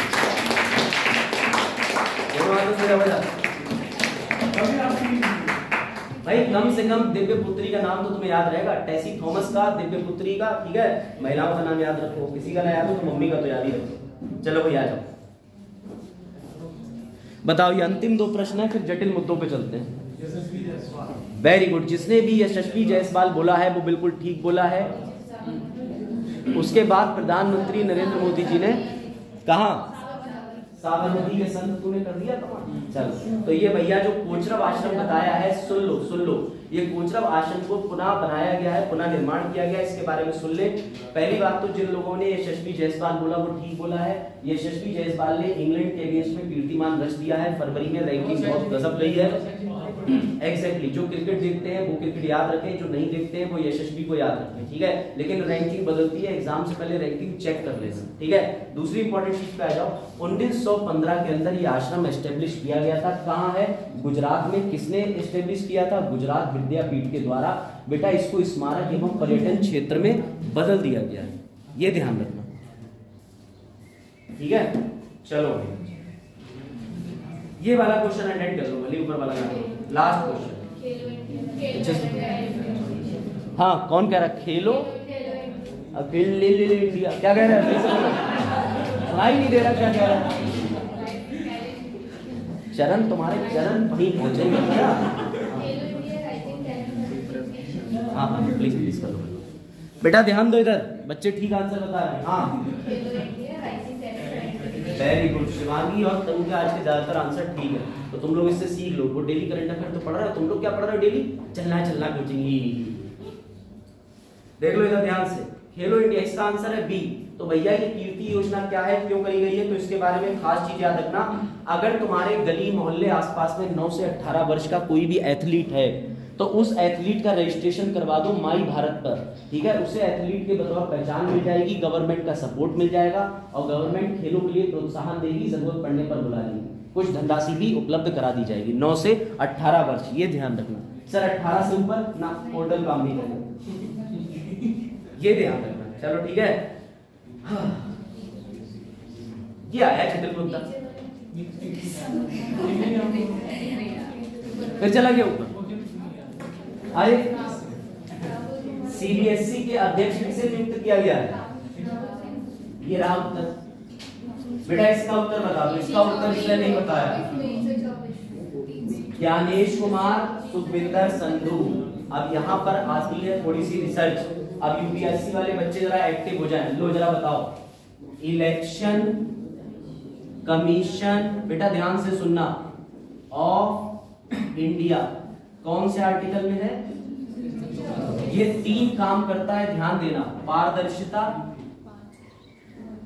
जिसे कहते हैं ट्रांसपेरेंसी, अकाउंटेबिलिटी यानी कि जवाबदेही, और तीसरा होता है फ्री एंड फेयर यानी बिल्कुल ही किसी तरीके का यहाँ पर भ्रष्टाचार देखने को ना मिले। ये 3 काम किसके होते हैं? ध्यान देना, यूपीएससी वाला कंसेप्ट। बाकी बच्चे फिर इस पे कृष्णपाल जी ध्यान देना, क्वेश्चन आएगा, ठीक है। इलेक्शन कमीशन डिफाइन करा गया है आर्टिकल 324 में, ठीक है। शुभांगी ध्यान, आर्टिकल 324 में किसका जिक्र हुआ है? ये बढ़िया है, इधर बाद में कर लेना बीए बीयू, देखो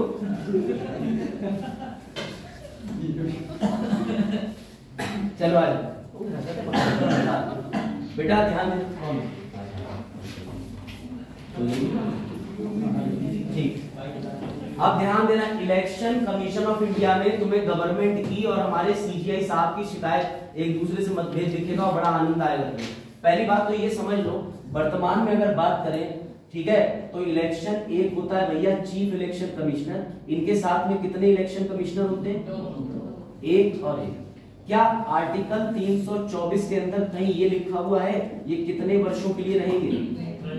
नहीं लिखा हुआ है, ये पहले ध्यान करना। अब सुनो बजे की बात, इनकी नियुक्ति कौन करता है? लेकिन प्रेसिडेंट के पास खुद की बुद्धि विवेक नहीं होता, तो प्रेसिडेंट लेते हैं 3 की मदद। अब ये जो 3 की मदद थी, इस 3 की मदद पे हमारे सुप्रीम कोर्ट में तुरंत ही एक ऑब्जेक्शन उठ गया और सुप्रीम कोर्ट ने कहा कि बेटा प्रेसिडेंट, अगर तुम्हें इनकी नियुक्ति करनी है तो इसके अंदर तुम रह सकते हो। दूसरे नंबर पे लीडर ऑफ ऑपोजिशन को रखो लोकसभा, और तीसरे नंबर पे कौन रखो? ये कोर्ट ने सुझाया था कि कौन 3 लोग होने चाहिए, तो मुझे तो हाँ ये जो कोर्ट ने डिसीजन दिया था कि 3 लोग रहेंगे पीएम में, ठीक है, लीडर ऑफ ऑपोजिशन में सीजीआई है, ये तो प्राकृतिक न्याय के सिद्धांत खिलाफ नहीं, ये प्राकृतिक न्याय जो ये वाला दिया ना, ठीक है। कैसे कर सकता है? उसी में आप मतलब कि डिसीजन भी दे रहे हैं, आप नियुक्ति नहीं कर सकते ना प्राकृतिक न्याय सिद्धांत का। बिल्कुल ठीक। अगर इन्होंने जो बात कही है मैं उसे सुप्रीम कोर्ट के उसी केस के फैसले के रूप में ले लेता हूँ। हाँ, जिस रूप के लिए मतलब बेसिकली अगर मैं देखूं तो तुम्हारे एक चीज समझ में आना चाहिए, ये कौन है सर? ये लेजिस्लेटिव भी है, एग्जीक्यूटिव भी है। ये प्योरली लेजिस्लेटिव है, ये जुडिशरी है। तो क्या यहाँ पर कोई गेम चल रहा है कि आर्टिकल 12 के अंदर तुम ये तीनों को ले आए? और दूसरी बात जरा ये सोचो, इसमें क्लियर कट इंस्ट्रक्शन है कि इन तीनों में सुप्रीम जुडिशरी। क्यों? क्योंकि जुडिशरी कल को व्याख्या कर देगी। इसका मतलब जुडिशरी चाहे तो अपनी तरीके से कर ले इलेक्शन कमिश्नर को, ये भी पहलू गलत हो रहा था। ये जो मुद्दे की बात कर रहे हैं वो बिल्कुल ठीक है, लेकिन ट्विस्ट सब आता है। हाँ, लेकिन इसमें ट्विस्ट तब आता है जब हमारी सरकार ने सुप्रीम कोर्ट को करारा झटका दे दिया। कैसे? सरकार ने कहा कि सुनो, हम तो रहेंगे, सीजीआई बाबूजी नहीं रहेंगे, इसके अलावा लीडर ऑफ ऑपोजिशन रहेगा, लेकिन इनको हटा के लेके आए यूनियन मिनिस्टर। अभी सुनिएगा और समझ बिठाइएगा। अभी जो 2-3 दिन पहले नियुक्तियां हुई हैं, ठीक है, करीब 10-11 तारीख में, और आप ध्यान दीजिएगा कि उन नियुक्ति के अंदर ये तीनों लोगों की रिकमेंडेशन जानी थी। सर ये रिकमेंडेशन ऐसे कैसे लिया है? तो इसके लिए भैया इन्होंने इलेक्शन ऑफ मतलब जो हमारे इलेक्शन कमिश्नर होते हैं उसकी नियमावली में चेंज करके 2023 के अंदर एक नया नियम ले आए संशोधन के माध्यम से, और इन्होंने उसमें ये तीनों का पैनल बनाया। अब मजे की बात समझिए कि अभी जो हाल ही में ज्ञानेश्वर जी की नियुक्ति हुई है और उनके साथ में दूसरे जो मुख्य चुनाव आयुक्त बने हैं, हाँ, उनकी जो एग्जैक्टली उनकी जो नियुक्ति हुई है उसमें एक और चीज देखी गई, इन्होंने मना कर दिया डिसेंट। और यहाँ पे जो यूनियन मिनिस्टर है इसकी जगह किसको लिया गया? अमित शाह, क्योंकि वो यूनियन होम मिनिस्टर है। बात भी तो दिमाग लगाओ भाई, होम मिनिस्टर तो एक मिनिस्टर ही होता है यूनियन का। अब मैं तुम्हें सिचुएशन देता हूं कि तुम्हें इस वाली स्टेप में और इससे पहले वाली स्टेप में से कौन सा ज्यादा ट्रांसपेरेंट लग रहा है, कौन सा ज्यादा पारदर्शी लग रहा है, कौन सा ज्यादा फ्री ऑफ फेयर लग रहा है। फिर आगे बढ़ो। अगर सीजीआई वाला लग रहा है तो अपनी दलील दो। कृष्णपाल जी ने दलील दे दी कि नेचुरल प्रिंसिपल्स के खिलाफ है। नेचुरल प्रिंसिपल्स का मतलब हमें प्राकृतिक न्याय नहीं दिख रहा कि आप खुद ही निर्णय दोगे। कल को इलेक्शन कमीशन का कोई भी निर्णय आएगा तो आप तो उसको उचित ठहराओगे, वरना आपकी गरिमा पे उंगली उठ जाएगी। ये कह रहे हैं जरूरी साक्ष्य मिलते हैं तो उसके खिलाफ भी खड़े होंगे। ठीक है, ये कह रहे हैं अगर गलत साक्ष्य मिलते हैं तो हम खिलाफ भी जा सकते हैं। अब तो ट्रांसपेरेंसी बिल्कुल नहीं रह गई, क्योंकि विपक्ष के नेता का कोई मतलब ही नहीं रह गया उसमें। 5 से 7 लोगों की एक वो निकाली गई थी सूची, जिसमें से 3 लोगों को सिलेक्ट किया गया। तो 5 के, और जो ऑपोजिशन का लीडर था उसका कहना था कि वो जो सूची दी गई थी मुझे केवल 2 दिन पहले दी गई थी। बिल्कुल सही। और उसका मतलब पहले तो 20 से 25 लोगों में सिलेक्ट किया जाता था, लेकिन 5 से 7 लोगों के, और उसका कोई मतलब नहीं रह गया इसलिए क्योंकि पीएम और जो अमित शाह थे दोनों एक तरफ हो गए थे, और तो उसका बोर्ड का तो वैधानिक मतलब ही नहीं बनता। आप बताइए, आप कोई दलील? मेरा मानना है कि राजनीतिक मुद्दा भी है। जब सुषमा स्वराज देश की विपक्ष नेता थी उसमें भी मुद्दा उठा था, उसमें कांग्रेस के मनमोहन सिंह थे, मुख्यमंत्री शरद पवार साहब के साथ, ठीक है। हां बिल्कुल सही। उन्होंने भी नियुक्ति करी थी, तो सुषमा स्वराज ने ये फराई दी, ठीक है, भैया आप विपक्ष से सलाह नहीं ले रहे हैं, ठीक है। तो चूंकि ये पॉलिटिकल भी है, ठीक है। मेरा सीधा कहना ये है कि जज है, देश में लॉ का शासन चलता है, संसद के द्वारा ये कानून बनाया गया है, जो कमेटी बनाई गई, इसको सुप्रीम कोर्ट एकदम डरा नहीं कर सकता ना अभी, इसलिए उसको ना दिया तो पर संसद देंगे। इनका मानना ये, हाँ हर बार जो विपक्ष का नेता होती है उसको तो देखा ही नहीं जाता, क्योंकि सीजीआई भी भारत सरकार की कोई बिल्कुल करता है। अब आप लोग एक दूसरे से सहमत हो जाएंगे तो फिर डिबेट कैसे होगी? देखो अभी मीटिंग में बोला गया था कि अब तक जितने भी चुनाव आयोग को गठित किया गया है, कमिश्नर को जितने भी गठित किया गया, उसमें जो भी ऑपोजिशन का लीडर रहा है उसकी कभी सुनी नहीं। मुझे डायरेक्टली ये अभी गलत है, अभी मैं नहीं कह रहा सीजीआई वाला सीन गलत है, लेकिन मुझे सही भविष्य के लिए यही दिख रहा है। सर मेरा इसका मानना ये है कि इसमें सीजीआई की जगह पे प्रेजेंट सीजीआई का कोई रिटायर्ड है, ठीक है, ये बात व्यक्ति भी लिया जाएगा तो समाज को वो सही है। ये देखो इन्होंने कितना बढ़िया आंसर दिया, और आई थिंक आपको ये पॉइंट के लास्ट में अगर आप डालोगे तो बिल्कुल वैलिड होगा। सबसे पहले आपको पूरी सिचुएशन बतानी पड़ेगी कि 324 के अंदर इलेक्शन कमीशन, आपने दोनों चीजें बताई कि पहले और बाद में। इसमें आप एक न्यूट्रल व्यू देख सकते हैं कि पूरा जो विवाद है वो सीजीआई की उपलब्धता यानी सीजीआई की इसमें भागीदारी पर। अगर हम सीजीआई की तरह किसी एक्स को ले लें तो हो सकता है कि यहाँ पर वर्तमान सीजीआई का थोड़ा सा इम्पैक्ट, और खासकर इसमें एक चीज और है जो किसी ने नहीं सोची, जो सोचनी चाहिए। इंडिया के अंदर सेपरेशन ऑफ पावर है, सेपरेशन ऑफ पावर शक्तियों का पृथकीकरण का सिद्धांत डिस्टर्ब हो रहा है सीजीआई की उपस्थिति की वजह से, बस ये पॉइंट है। और अगर सीजीआई की उपस्थिति रही तो सेपरेशन ऑफ पावर का पॉइंट डिस्टर्ब हो जाएगा। और वैसे भी ये जुडिशियल एनक्रोचमेंट है, जिसे बोलते हैं न्यायिक अतिक्रमण, किस व्यवस्था पर? एग्जीक्यूटिव व्यवस्था पर। ये 2 टर्म तुम्हें याद रखने पड़ेंगे यूपीएससी में, जो अभी तक मैंने पढ़े। आप जैसे आपका जो आंसर है वो पूरी तरीके से प्रैक्टिकल पे भी फिट बैठता है, जो आप कहना चाह रहे हो कि लीडर ऑफ ऑपोजिशन ने साफ साफ लिख दिया, और आप अगर ये पॉइंट उसमें डालोगे आंसर में तो ये वैलिड है और एक्सेप्टेड है। तो यूपीएससी की खासियत यही है कि ये अपने पॉइंट पे वैलिड है, ये वैलिड है, लेकिन तय एग्जामिनर को चेक करना है कि वो किस चीज से वैलिड है। तो याद रखिएगा यूपीएससी की अप्रोच अलग अलग होती है, जरूरी नहीं जो इन्होंने कह दिया वो सही, इनने जो कह दिया वो सही, ठीक है। ये बात आई समझ में? तो आंसर इस पे क्या है? जुडिशियल एनक्रोचमेंट है, सेपरेशन ऑफ पावर का सिद्धांत जो संतुलन बनाता है उसका खंडन हो रहा है। जैसे ही यूपीएससी का कोई टॉपिक आता है, बाकी बच्चे मोबाइल ठीक सोना शुरू, भैया मत सो, देश इन्हीं से चल रहा।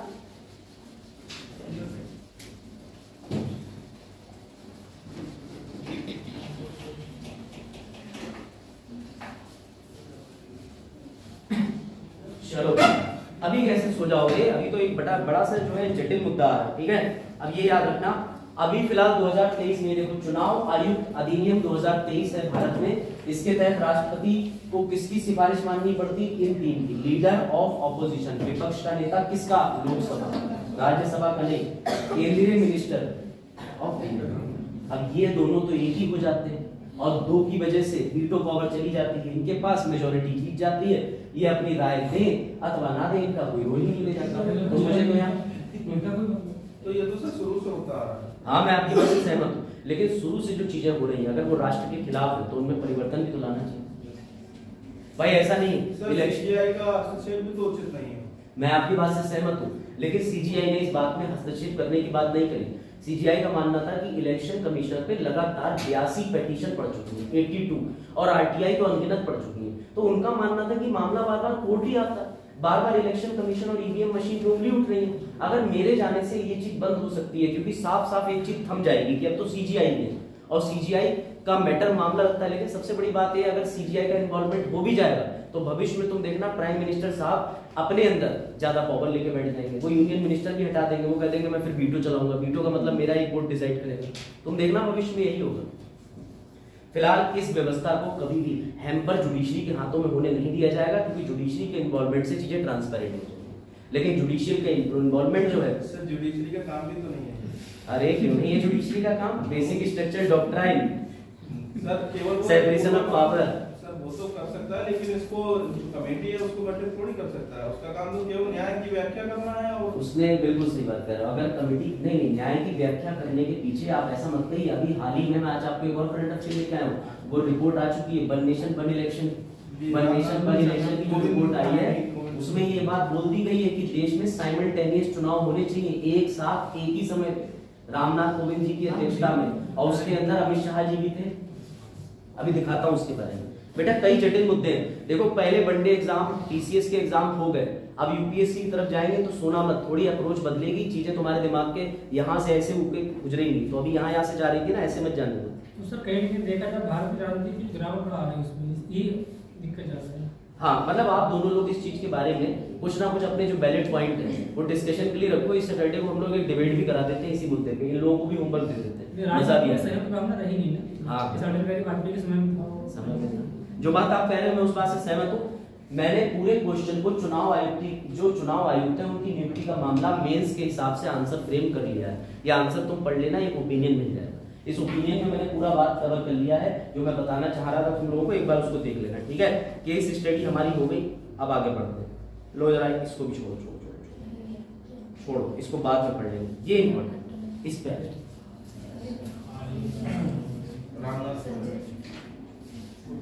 हाल ही में एक राष्ट्र एक चुनाव, पहली बात तो आपको पता होना चाहिए कि भारत में एक राष्ट्र एक चुनाव की बात अब नहीं हो रही। पहले देश में एक साथ एक ही समय पे चुनाव होते थे, एग्जैक्टली। लेकिन इनको निर्माण कार्य विकास कार्य दे देकर बंद कर दिया गया कि देश में डेवलपमेंट रुक जाता है, देश में निर्माण कार्य रुक जाता है, देश का विकास थम जाता है।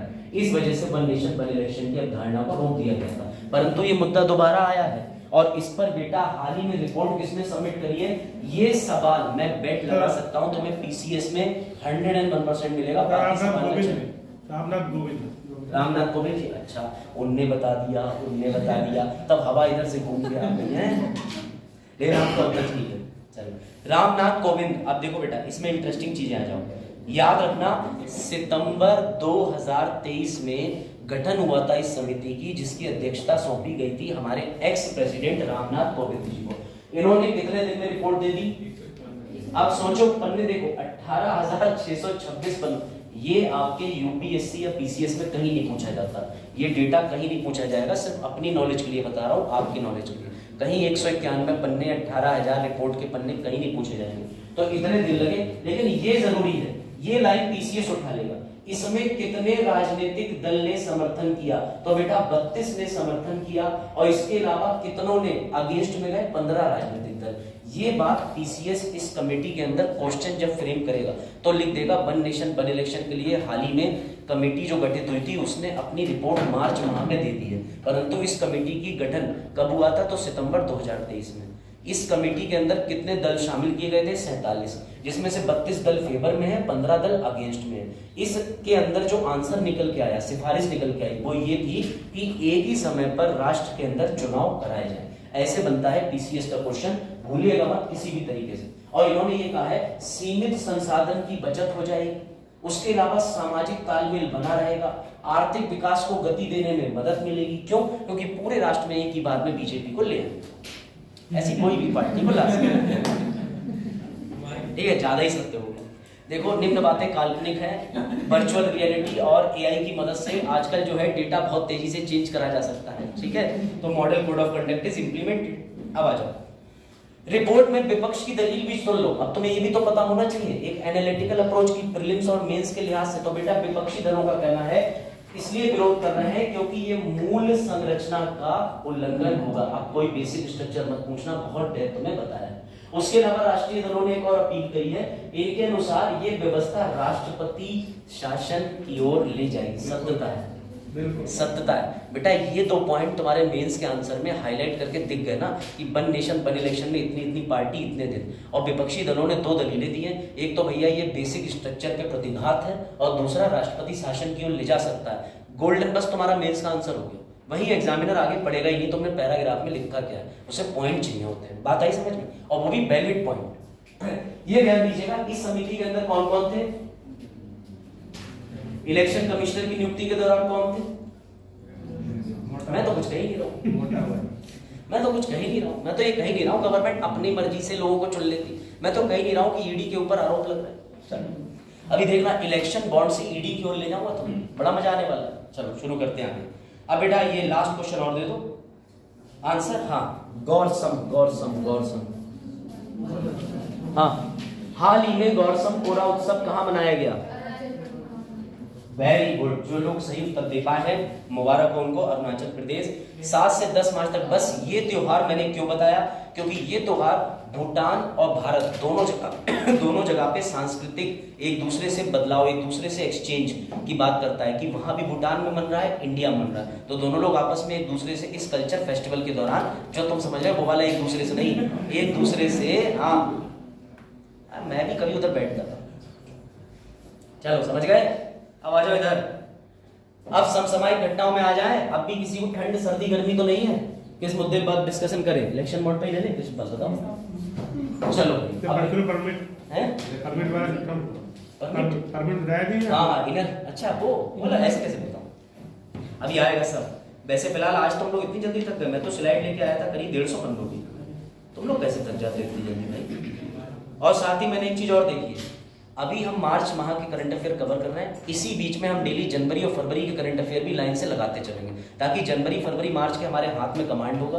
और जो भी नियुक्तियां हैं, जो भी गवर्नमेंट स्कीमें हैं, वो भी मैं डेली डाल दूंगा। वैसे तो आज ही मुझे गवर्नमेंट स्कीम कवर करनी थी, कई सारी योजनाएं नई आ गई हैं और कई सारी योजनाएं पुरानी एग्जाम में आ रही हैं, तो कल विशेष तौर पर 2-2 योजनाएं केंद्र और राज्यों की कवर जरूर होगी, याद रखना, ठीक है? छोड़ेंगे कुछ नहीं, तब तक तोड़ेंगे नहीं, तब तक छोड़ेंगे नहीं। लो भैया आज का मुद्दा इतना जटिल है, प्योर यूपीएससी का मुद्दा है, विजन की मैगजीन जैसी बड़ी मैगजीनों में देखने को मिलेगा, और ये मुद्दा यूपीएससी मेंस के लायक है। पीसीएस मेंस वाले ये मुद्दा अगर दे दे तो बहुत बढ़िया। वो 10 साल के रिपीटेड क्वेश्चन से लोगों को अधिकारी बना देते हैं, हमने हाल ही में देखा। चलो अब वापस आ जाए यहाँ पे। इलेक्टोरल बॉन्ड्स क्या होते हैं पहले बताओ। चलो अब ध्यान देना, एक दिन सूरज आया, ठीक है? ये सूरज का कैरेक्टर बनाया है, सूरज नहीं, एक इमोजी बनाया, ये मैं हूं, ठीक है? अगर हम दोनों हैंडसम हैं तो सोच लो फिर तुम लोग खतरे में हो, ठीक है? सूरज आया, बोले सर सर, मैंने कहा हाँ बेटा हाँ, बोले सर ये 500 रुपए ले लो और आगामी टेस्ट सीरीज मुझे एडवांस में दे दो। मैंने कहा क्यों? मैंने कहा क्यों बेटा क्यों, तुम्हें ये टेस्ट सीरीज क्यों चाहिए? बोले सर आपको नहीं पता, मैं ये टेस्ट सीरीज आपको दूंगा, आप मुझे टेस्ट पेपर दोगे, वो टेस्ट पेपर मैं पढ़ूंगा और पढ़ने के बाद मैं क्लास में फर्स्ट आऊंगा, फर्स्ट आने से मेरी 1 2 3 दोस्त बनेगी, 3 दोस्त बनेगी तो एक में से एक से मेरा घर बच जाएगा। तो मैंने कहा सूरज हुआ मध्यम, ठीक है, चांद जलने लगा, तुम इतनी तेज कैसे खेल गए दोस्त? तब सूर्य ने कहा सर मैं जो बात कर रहा हूं ना ऐसे ही तो करते हैं, ये है अडरानी, समझ रहे हो ना मैं नाम क्यों नहीं लिख रहा, ठीक है? तो ये गई 500 करोड़ रुपया लेके, ये है हमारी पॉलिटिकल BJJ की party. Lawyers can play with the words, ठीक है? तो अडवाणी गए 500 करोड़ लेके BJJ पार्टी पे, बोले सुनो सुनो तुम ना सब्सिडी बढ़ा देना और फ्रांस से और चाइना से यूएसए से डील कर लेना अंतरराष्ट्रीय सौर ऊर्जा पर। तो क्या तुम्हें इनमें एक सिमिलरिटी दिखी कि एक तरफ अडवाणी ने चंदा दिया, एक तरफ चंदा पॉलिटिकल पार्टी को मिला, पॉलिटिकल पार्टी चुनाव लड़ी उस चंदे से, उस चंदे का दुरुपयोग करा और अल्टीमेटली एक समय बाद फायदा किसको पहुंचाना शुरू कर दिया, उस प्राइवेट कंपनी को। क्या इतने लोग सहमत हैं या नहीं? बेटा इसी जटिल मुद्दे की शिकायत कर दी एक बड़ा अच्छे एक्स फाइनेंस मिनिस्टर थे, उनका नाम था 2017 में अरुण, ठीक है, रिस्पेक्ट के साथ ही बोलना चाहिए, 2017 में अरुण जेटली जी को ये बात बिल्कुल समझ नहीं है। वो खड़े हो गए, बोले सुनिए, आज से पहले 1970 के आसपास तक हमने एक लिमिट लगवाई थी, वो ये थी कि 20,000 से नीचे नीचे कैश में पैसा दिया जाए। बाद में वो लिमिट हट गई, अब करोड़ों रुपया मार्केट में घूम रहा है। तो लोगों ने कहा क्या दिक्कत है, पॉलिटिकल पार्टी फंडिंग नहीं देती, फंडिंग तो गांधी जी ने भी ली थी, फंडिंग तो भगत सिंह को भी चाहिए थी, फंडिंग हमें भी चाहिए, आपको भी चाहिए। अगर कोई भी योजना या कोई भी आंदोलन चलाते हो तो उसके लिए पैसा चाहिए या नहीं चाहिए? ध्यान देना सब लोग, चाहिए कि नहीं चाहिए? सर पॉजिटिव कार्यों के लिए भी पैसा होता है, नकारात्मक कार्यों के लिए पैसा होता है।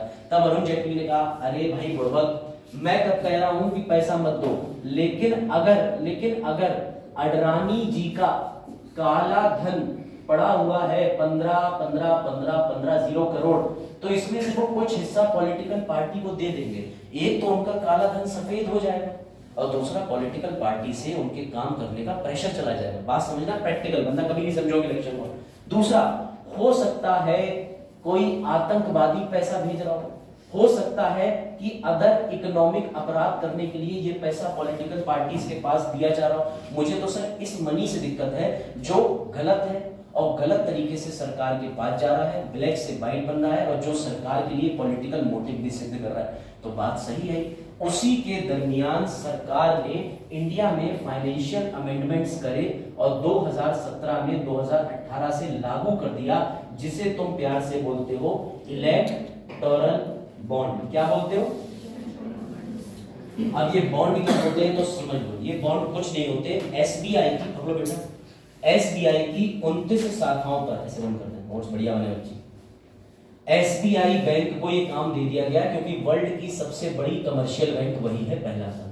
ऐसी 29 शाखाओं के अंदर हमने एक एप्लीकेशन आवेदन पत्र जाके दे दिया कागज का, और उस आवेदन पत्र में साफ साफ स्पष्ट कर दिया कि कोई भी व्यक्ति अब फंड देना चाहेगा तो 2,000 रुपए तक का कैश दे दे, कोई आपत्ति नहीं। परंतु अगर 2,000 रुपए के कैश से ऊपर गया, ये भी कंडीशन है समझ लेना, और वो भारतीय नागरिक भी होना चाहिए। अगर कोई कंपनी है तो वो कंपनी भारत में व्यापार करती हुई होना चाहिए। उस कंपनी को बैंक जाके मिलेगा एक ऐसा बॉन्ड। सर कोई पैसा जाएगा? नहीं। उस बॉन्ड के अंदर तुम्हें भरना होगा KYC। क्या भरना होगा? Very good, know your customer. लेकिन सर अभी आप कह रहे थे कि अगर बैंकों के पास में जो डेटा जाएगा तो वो तो अगर मान के चलो सूरज जाएंगे तो बैंक पकड़ लेगी, यार ये तो पैसा सूरज ने दिया। तो अरुण जेटली साहब ने कहा कि बैंक के पास डेटा रहना चाहिए कि कौन पैसा जमा कर रहा है, लेकिन ये पैसा पॉलिटिकल पार्टीज के पास जानकारी सहित नहीं जाना चाहिए। अगर उन्हें ये पता ही चल जाए कि अडवाणी ने या अंबानी ने हमें पैसा दिया है तो फिर वो उनको फेवर करेंगे, लेकिन जब उन्हें पता ही नहीं होगा तो वो फेवर किससे कर लेंगे? सबसे बड़ी बात है गोपनीयता रखने की थी, ये बात समझिएगा। उसके बाद इंपॉर्टेंट पहलू ये आता है कि बैंक आपका KYC फॉर्म लेगी, आपसे पैसा लेगी, लेकिन ये पैसा कितना लेगी इसके भी मानक तय कर दिए गए। 100 या 10 रुपया नहीं, 1000 से शुरू हो जाएगा, एक एक जीरो बढ़ाते चलो, 1000, 10,000, 1 लाख, 10 लाख, मैक्सिमम 1 करोड़। 1 करोड़ से ऊपर के इलेक्शन बॉन्ड सरकार के लिए निकालेंगे। अब सुनो इंटरेस्टिंग बात। हाँ सर मैंने बॉन्ड ले लिया, मैंने आज बॉन्ड लिया 17 मार्च को, तो बेटा ये बॉन्ड का मतलब है कि तुम चेक से, UPI से, डिमांड ड्राफ्ट से, अपने किसी खाते से ही ये बैलेंस दे सकते हो। जैसे तुमने स्टेट बैंक के कैश काउंटर पे इलेक्शन बॉन्ड जमा कराया, मेरी बात समझना, वो बैंक डाल देगी कहां? बैंक डाल देगी पॉलिटिकल पार्टी के खाते में नहीं, वो सारे इलेक्टोरल बॉन्ड बैंक रख लेगी। 15 दिन का टाइम पीरियड शुरू, घड़ी बजना शुरू, कट कट कट कट। क्यों? क्योंकि पॉलिटिकल पार्टी को पता रहता है कि ये मार्च, अप्रैल, मई, जून कब कब इलेक्टोरल बॉन्ड के फॉर्म आते हैं। तुरंत पॉलिटिकल पार्टी भाग के आएगी, पॉलिटिकल पार्टी ये सारे कागज उठाएगी। 15 दिन के अंदर इस कागज के अंदर याद रखना बैंक के पास केवाईसी फॉर्म की डिटेल है, लेकिन इन कागजों पे डिटेल नहीं है। इन कागजों पे चढ़ा होता है अल्फा न्यूमेरिक नंबर, ये नंबर, इस नंबर से आप पहचान नहीं कर सकते कि 1 करोड़ रुपए की डोनेशन किसने दी। आप समझना कहानी में ट्विस्ट और इंटरेस्टिंग पार्ट।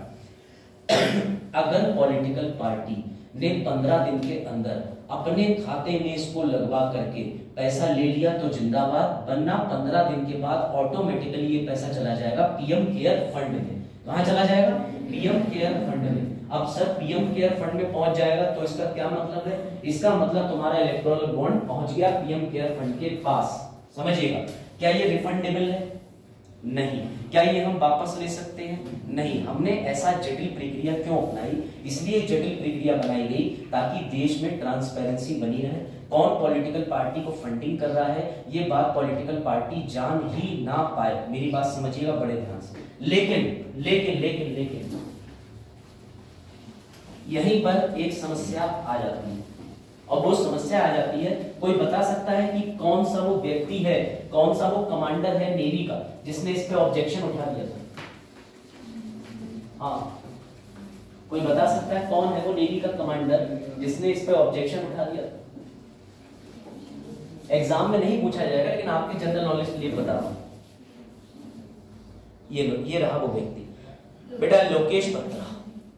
लोकेश बत्रा तुम्हारी तरह अलग ही लेवल पे जीते थे। लोकेश बत्रा साहब पहुंचे, देखो देखो देखो, बोले इलेक्शन के अंदर 3 बातें हैं जो अभी मैंने बोर्ड पे लिखी थी, ट्रांसपेरेंसी, पारदर्शिता, अकाउंटेबिलिटी, जवाबदेही, तीसरी और लास्ट चीज थी फ्री एंड फेयर इलेक्शन। इस व्यक्ति ने कहा कि अगर पॉलिटिकल पार्टी को पता नहीं चलना मत बताओ, लेकिन जनता को तो जानने का हक है ना कि कौन फंडिंग कर रहा है। और बेटा इस व्यक्ति ने अकेले 80+ आरटीआई फाइल करी, इतनी सारी पिटीशंस फाइल करी, जिन पिटीशन की वजह से फाइनली हमारे यहाँ सुप्रीम कोर्ट ने मामला कर दिया इनके फेवर में, और साफ साफ इंस्ट्रक्शन दे दिए एसबीआई को कि तुम्हें सारा का सारा डेटा अवेलेबल कराना होगा। उससे पहले एक शॉकिंग चीज तुम्हें और बता दूं, क्या लगता है तुम्हें 1000 रुपए के चंदे ज्यादा गए होंगे, 10,000 के, 10 लाख के, या 1 लाख के, या 1 करोड़? बेटा ये तो गए हैं सिर्फ 47, ये करीब करीब इतनी ट्रांजेक्शन हुई है, यानी 1 करोड़ रुपया 1463 बार गया है। और सिर्फ 1000 रुपया पता है कितनी बार लोगों ने दान करा? 47 बार। लेकिन इसमें एक खुलासा और हुआ जो और ज्यादा बियॉन्ड आउटस्टैंडिंग है। बेटा इसमें अडानी और अंबानी, हम लोग इतने दिन से चीख रहे हैं कि अडानी जी का पैसा है, अंबानी जी का, लेकिन अभी एक संदिग्धता भी है। वो संदिग्धता ये है कि जब एसबीआई से बेटा डेटा मांगा गया तो एसबीआई ने यहाँ पर एक गेम कर दिया। सर क्या गेम कर दिया एसबीआई ने? तो जरा ये देखो, ये ऑफिशियल वेबसाइट है चुनाव आयोग की। एसबीआई ने जो डेटा दिया है, एसबीआई ने 2 पेजेस में दिया है, लेकिन एसबीआई ने एक समस्या कर दी। एसबीआई ने लिखा है ABCD 1245 ने 1 करोड़ रुपया दिया इस डेट को। ये डेटा वो है कि इस आदमी ने दिया। फिर इन्होंने एक कंफ्यूजन और कर दी, BJP पार्टी को ABCD 1 2 4 5 से 1 करोड़ रुपया दिया। अब ये पता क्या कह रहे हैं? कह रहे हैं ये जो स्कोर का कूट मिलान है, अब इससे पार्टी जो है वो पता ही नहीं लगा पा रही है कि हमें पैसा किसने दिया, ना ही सुप्रीम कोर्ट पता लगा पा रहा है कि किस पॉलिटिकल पार्टी को किस व्यक्ति से कितना रुपया मिला। ये कूट मिलान का जो स्कोर करके दे दिया है ना इन्होंने, ये कंफ्यूजन खड़ी कर दी, इसीलिए इन्होंने 2 लिस्ट डाल दी। अब इन 2 लिस्टों की वजह से सुप्रीम कोर्ट ने लगाई इसकी फटकार, और सुप्रीम कोर्ट ने सीधे कह दिया कि हमने तुमसे 13 मार्च तक डेटा मांगा, तुमने दे दिया, क्योंकि डेडलाइन थी 15 मार्च। अब ये कूट मिलान करके कौन देगा? तो एसबीआई बेवकूफ बना रही। एसबीआई क्या कह रही? 3 महीना का समय और लगेगा, तब हम ये डेटा बना के देंगे। अभी देखना सुप्रीम कोर्ट इस डेटा से सहमत नहीं। और सुनो खतरनाक बात, दे दिया आज दे दिया उन्होंने, अभी सुबह मतलब कांग्रेस और बीजेपी को छोड़ के 4-5 पार्टियों को दे दिया। नहीं वो तो है, वो तो ये लिखा पार्टी, ये नहीं पार्टी, बीजेपी, तृणमूल कांग्रेस ये सब। और आपको जान के ये हैरानी होगी, हैदराबाद बेस्ड एक कंपनी है फ्यूचर गेम, उसने सबसे ज्यादा पैसा डोनेट करा है। वो वही कंपनी है जिसपे एनफोर्समेंट डायरेक्टरेट का छापा पड़ा था। अब सुनो, मैं तुम्हें एक गेम बताता हूँ, उस गेम को अगर तुम्हारी बुद्धि हुई तो पकड़ लेना, और नहीं पकड़ पाए तो जीवन भर ऐसे अंधेरे में जाके दीवार पर सर मारते रहना। सुनो, ये है पॉलिटिकल, समझिएगा बात को, पार्टी, मेरी बात समझना ध्यान से। पॉलिटिकल पार्टी को कौन चलाते हैं? पीएम। आप समझना, इनके अधीन को जांच एजेंसियां आती है और भी आती है, एसटीएफ वगैरह, जो कि इसी के अंदर आती है। समझिएगा, ये देखा गया कि जो इलेक्टोरल बॉन्ड आया है भैया, सबसे ज्यादा इलेक्टोरल बॉन्ड जिस कंपनी से मिला है उस कंपनी पर 100 करोड़ रुपए देने से 10 दिन पहले ईडी का छापा पड़ा था। जैसे ईडी ने उस कंपनी पर छापा मारा, उसने 10 दिन के अंदर 100 करोड़ रुपए जमा करा। जैसे तुरंत ही ईडी ने अपनी जांच रोक दी, फिर महीने 1.5 महीने के बाद में उस व्यक्ति ने 1400 कुछ करोड़ रुपए ट्रांसफर कर दिए। ये मैं अपनी तरफ से नहीं बोल रहा, ये न्यूज़पेपर, फैक्ट, आर्टिकल हर जगह मेंशन है। तो तुम जरा ये एक्सटॉर्शन का हफ्ता वसूली का गेम समझ पाए? सर कैसा गेम कि अगर पॉलिटिकल पार्टी को किसी बड़ी संस्था से फंडिंग चाहिए तो वो क्या कहेगी? जाओ ईडी गई। ईडी के जाने के बाद में ईडी कहेगी देख लो भैया, तो तुरंत ही उसने इलेक्टोरल बॉन्ड खरीद के अपना नाम बिना बताए, क्योंकि केवाईसी में सिर्फ बैंक को पता है, गोपनीय तरीके से फंडिंग पहुंच गई। ये फंडिंग पे तुम कह भी नहीं सकते कि किसी ने फंडिंग क्यों दी। वो तो आज सुप्रीम कोर्ट ने डेटा मांगा तो ये घटनाएं उजागर हो रही है, वरना तुम कभी जान पाते कि हैदराबाद की कोई फ्री गेम या ऐसी कोई कंपनी है? नहीं जान पाते। तो ये आरोप लगाया जा रहा है, मैं ये नहीं कहता कि ये सत्य है, कि एनफोर्समेंट डायरेक्टरेट के माध्यम से वो कराया जा रहा है जिसे बोलते हैं एक्सटॉर्शन, मनी के मामले कि जाओ छापे मारो, छापे से बचना है तो पैसा डालो। अगर ये सच में स्कैम हुआ तो अब तक का सबसे बड़ा स्कैम निकलेगा, क्योंकि कोई छोटी चीज नहीं, ये बात ध्यान रखना। अब कुछ फैक्ट और बता दूं आपको, ये आ जाइए, बाकी सारी चीजें। सुप्रीम कोर्ट ने मामले को क्यों पलट दिया? क्योंकि सुप्रीम कोर्ट ने कहा कि अनुच्छेद 19 की अवहेलना है, आरटीआई के माध्यम से सारी जानकारी दी जानी चाहिए। अब तो मैं ज्यादा ही साफ ही दिख रहा हूं, अब मैं इस वाले बोर्ड पे लिख दिया करूंगा, मिटाने में आसानी रहेगी, है ना, क्योंकि ये मिट तो जाएगा लेकिन मिटने के बाद भी ज्यादा ही साफ हो जाएगा। सर इसमें एक शंका हमको और लगी, बहुत सॉल्व हुई। बताओ बताओ। कांग्रेस पार्टी किस नंबर पहुंची? कांग्रेस पार्टी नंबर 3 पे है। हाँ नंबर 3 पे। एम से सेकंड पे आ गई बेटा तृणमूल कांग्रेस जो ममता बनर्जी जी की पार्टी है ना, वो किसी ने नहीं सोचा था कि पश्चिम बंगाल की पार्टी और इस नंबर पे आ जाएगी। और इसके अंदर एक करके बिज्जू करके है, वेज्जू करके, उनकी भी एक पार्टी है 5वें नंबर। अब सुनो मजे की बात, सुप्रीम कोर्ट ने ये कहा कि स्टेट बैंक सारी जानकारी हमें उपलब्ध कराए, तो स्टेट बैंक ने कहा हम करा देंगे। सुप्रीम कोर्ट ने कहा तुम्हें करानी ही पड़ेगी। क्यों? क्योंकि तुमने सारा डेटा अपने पास रखा, जनता को पता होना चाहिए, accountability, transparency, free and fair election. सुनो मजे की बात, एसबीआई ने हवाला भी दिया कि इनकम टैक्स एक्ट भी है भारत में एवं अन्य एक्ट है जो हमें ऐसा करने से रोकते हैं। सुप्रीम कोर्ट ने कहा I am mother of all act, मतलब जितने भी एक्ट हैं उनके पिताजी हम लेके बैठे हैं संविधान, और संविधान से ऊपर कुछ नहीं। अनुच्छेद 19 का हवाला देते हुए जितने भी अन्य अधिनियम है, चाहे वो इनकम टैक्स हो, चाहे रिप्रेजेंटेटिव ऑफ पीपल हो, इसमें पता होना चाहिए। ये बात किसी ने कवर नहीं करी इंटरनेट पर, मैं बता रहा हूँ। जन प्रतिनिधि अधिनियम 1951 की धारा 29 के तहत लिखा हुआ है कि इलेक्टोरल बॉन्ड देने वाला व्यक्ति अपने नाम को उजागर नहीं करेगा। ये वाला कॉन्स्टिट्यूशन के माध्यम से हमने अमेंडमेंट खत्म कर दिया।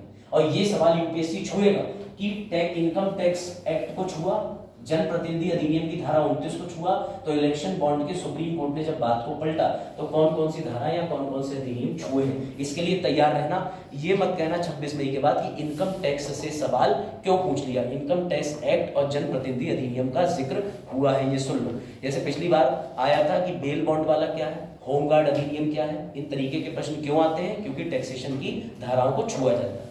ठीक, और इंपॉर्टेंट चीज याद रखिएगा बेटा, ये वर्ड याद रखना इकोनॉमिक्स वालों, crony capitalism. Crony capitalism, crony capitalism जिसको नहीं पता इको में मैं बता दूं, क्रोनी कैपिटलिज्म का बेटा मतलब होता है जब आप किसी को एक हाथ दे एक हाथ ले करते हो। इसे लैटिन भाषा में कहते हैं क्विड प्रो क्यो, यानी मैं तुम्हारे लिए कुछ करूंगा तुम मेरे लिए कुछ करो। बात आई समझ में? तो ये इस तरीके के कल्चर को बढ़ावा दे रहा है इलेक्टोरल बॉन्ड। क्यों? क्योंकि हम एनफोर्समेंट डायरेक्टरेट को भेज रहे हैं या उनसे कह रहे हैं इतना इतना पैसा दो तो हम तुम्हारे लिए ऐसा कर देंगे। ये सबसे बड़ा इसमें इंपॉर्टेंट पॉइंट है। कृष्णपाल जी और बताइए इसमें और कोई पॉइंट लगे आपको? तो थोड़ा सा बात करनी थी। हाँ बताइए बताइए। आर्टिकल 19 एक्ट के तहत जो आरटीआई एक्ट 2005 आया था, उसकी धारा ये कहती थी भाई भारत के प्रत्येक नागरिक को सूचना पाने का अधिकार है। बिल्कुल धारा 7 प्राइवेसी का भी अधिकार है। वैसे ही व्यक्तिगत लाभ नहीं मांग सकते आप लोग। तो मान लीजिए हम चंदा दे रहे हैं पार्टी के लिए, हम चाहते हैं कि अपनी प्राइवेसी छुपा लें, ठीक है, कि देश का पर्यावरण नाम करने चंदा दिया, इसमें हमारी प्राइवेसी नहीं हो रही है। अगर आप इसमें अपनी प्राइवेसी की बात करें तो उनका मानना यह है, जो आपकी दलील है वो है लेकिन सर इनकम टैक्स के दायरे में तो हमें दिखानी पड़ेगी ना, क्योंकि हमें दिखाना है हमने कितना चंदा दिया है, कितना वो दिया। मुझे पता था अरुण का सवाल मेरी स्लाइड पे है, देख लो क्या लिखा। इसीलिए कहते हैं कि एक टीचर हर तरीके की चीज कवर करता है। बेटा इनकम टैक्स की धारा 13A है, जिसके तहत तुम्हें रिबेट मिलता था अगर तुम इलेक्टोरल बॉन्ड देते थे तो तुम्हारा पूरा पैसा माफ हो जाता था। साफ साफ धारा लिखिए 13A इनकम टैक्स एक्ट की। सर उसमें हमें जब मतलब आइडिया करते हैं आइडिया, तो उसमें तो शो करना पड़ता है ना। आप इतना शो करोगी इलेक्टोरल बॉन्ड, आपको एक नंबर मिल जाएगा बैंक से अल्फान्यूमेरिक, आप डाल सकते हो, लेकिन आप किसी पॉलिटिकल पार्टी का जिक्र नहीं करोगे। पार्टी का जिक्र नहीं करेंगे, लेकिन हम अमाउंट तो हम शो करेंगे कि हमने इतना चंदा दिया है। ठीक है, तो सर उसमें तो आएगा ना कि इनकम टैक्स के दायरे में कि इतना पैसा तुम्हारे पास आएगा, हाँ तुमने इतना चंदा दे दिया। उसका भी एक तरीका है, यहाँ पे तो एग्जेम्पशन मिलता ही मिलता है। जरूरी है ये अपने नाम से करें। इन्होंने वही बात कर दी जो कल की रिपोर्ट में आया है। 3-4 ऐसी कंपनियां आई हैं जिनकी सालाना मुनाफा है 10 करोड़ और उन्होंने चंदा दिया 500 करोड़। इतना ही नहीं, बेंगलोर के अंदर 3 कंपनियां ऐसी निकली हैं जिनका एड्रेस भी सेम है। तो इसीलिए एक और संशोधन की बात हो रही है। अब तक ये नियम था कंपनीज एक्ट के अंतर्गत कि कोई भी कंपनी चंदा दे सकती है, उसमें भी बदलाव हो रहा है कि अगर कोई कंपनी घाटे में है तो वो चंदा नहीं दे पाएगी। जो आप बात कह रहे हो वो भी कवर्ड है इसमें, अपने प्रॉफिट का 7% नहीं दे पाएगी। अपने प्रॉफिट का 7%। और पूछो अगला पॉइंट। और इलेक्शन बॉन्ड तो बड़ा मजेदार है। और कोई सवाल? जो बात ये आरटीआई की कह रहे हैं वो वैलिड है। आरटीआई में अपवाद दिया है धारा 22। आरटीआई एक्ट जो है वो याद रखिएगा 12 अक्टूबर 2005 को आया था। आरटीआई एक्ट लाने के पीछे केजरीवाल जी थे। आरटीआई एक्ट अनुच्छेद 19(1)(a) के तहत आया था। उसके अंदर 31 धाराएं हैं, 30 धाराएं बची हैं, एक धारा खत्म कर दी है। जिस धारा की ये बात कर रहे हैं वो है 8 और 11। जिस धारा के तहत जानकारी निजी नहीं दी जा सकती वो 11 है और हाल ही में संशोधित धारा 24 है। अब सुनो ध्यान से, ये जो बात कह रहे हैं कि आरटीआई के तहत जन सूचना अधिकार मिलना आवश्यक है, तो अगर चाहे तो आरटीआई एक्ट के अंदर सरकार किसी भी पहलू को प्राइवेसी या फिर किसी भी मैटर पे रोक लगा सकती है। ये नियम पहले से ही उपलब्ध है। ठीक है, याद रखना। आरटीआई एक्ट के अंदर कौन कौन होता है? एक मुख्य सूचना आयुक्त, उसके अंडर मैक्सिमम 10 हो सकते हैं। उसकी नियुक्ति कौन करता है? प्रेसिडेंट। टेन्योर कितने साल का कर दिया? 5 साल से 3 साल। और नीचे के जो आयुक्त होते हैं छोटे वो कितने साल तक रहेंगे? 5 साल तक। ठीक है, और इनकी नियुक्ति का जो कोलिजियम बनता है वो कौन कौन बनाता है? PM, leader of opposition, home minister, नहीं यूनियन मिनिस्टर। चलो ठीक है बेटा, इससे ज्यादा मुझे नहीं लगता। और ये मैंने एक टाइमलाइन दे दी है, तुम देख लेना। इलेक्शन बॉन्ड पे अब तुम हैंग मत हो। इलेक्शन बॉन्ड के बारे में तुम उतना जान चुके हो जितना पूरा विवाद है। चलो फिर, I have to be at Bareilly समाओ। Thank you class. कल और जटिल मुद्दे कवर करेंगे, सीए वगैरह पढ़ के आना। ठीक है।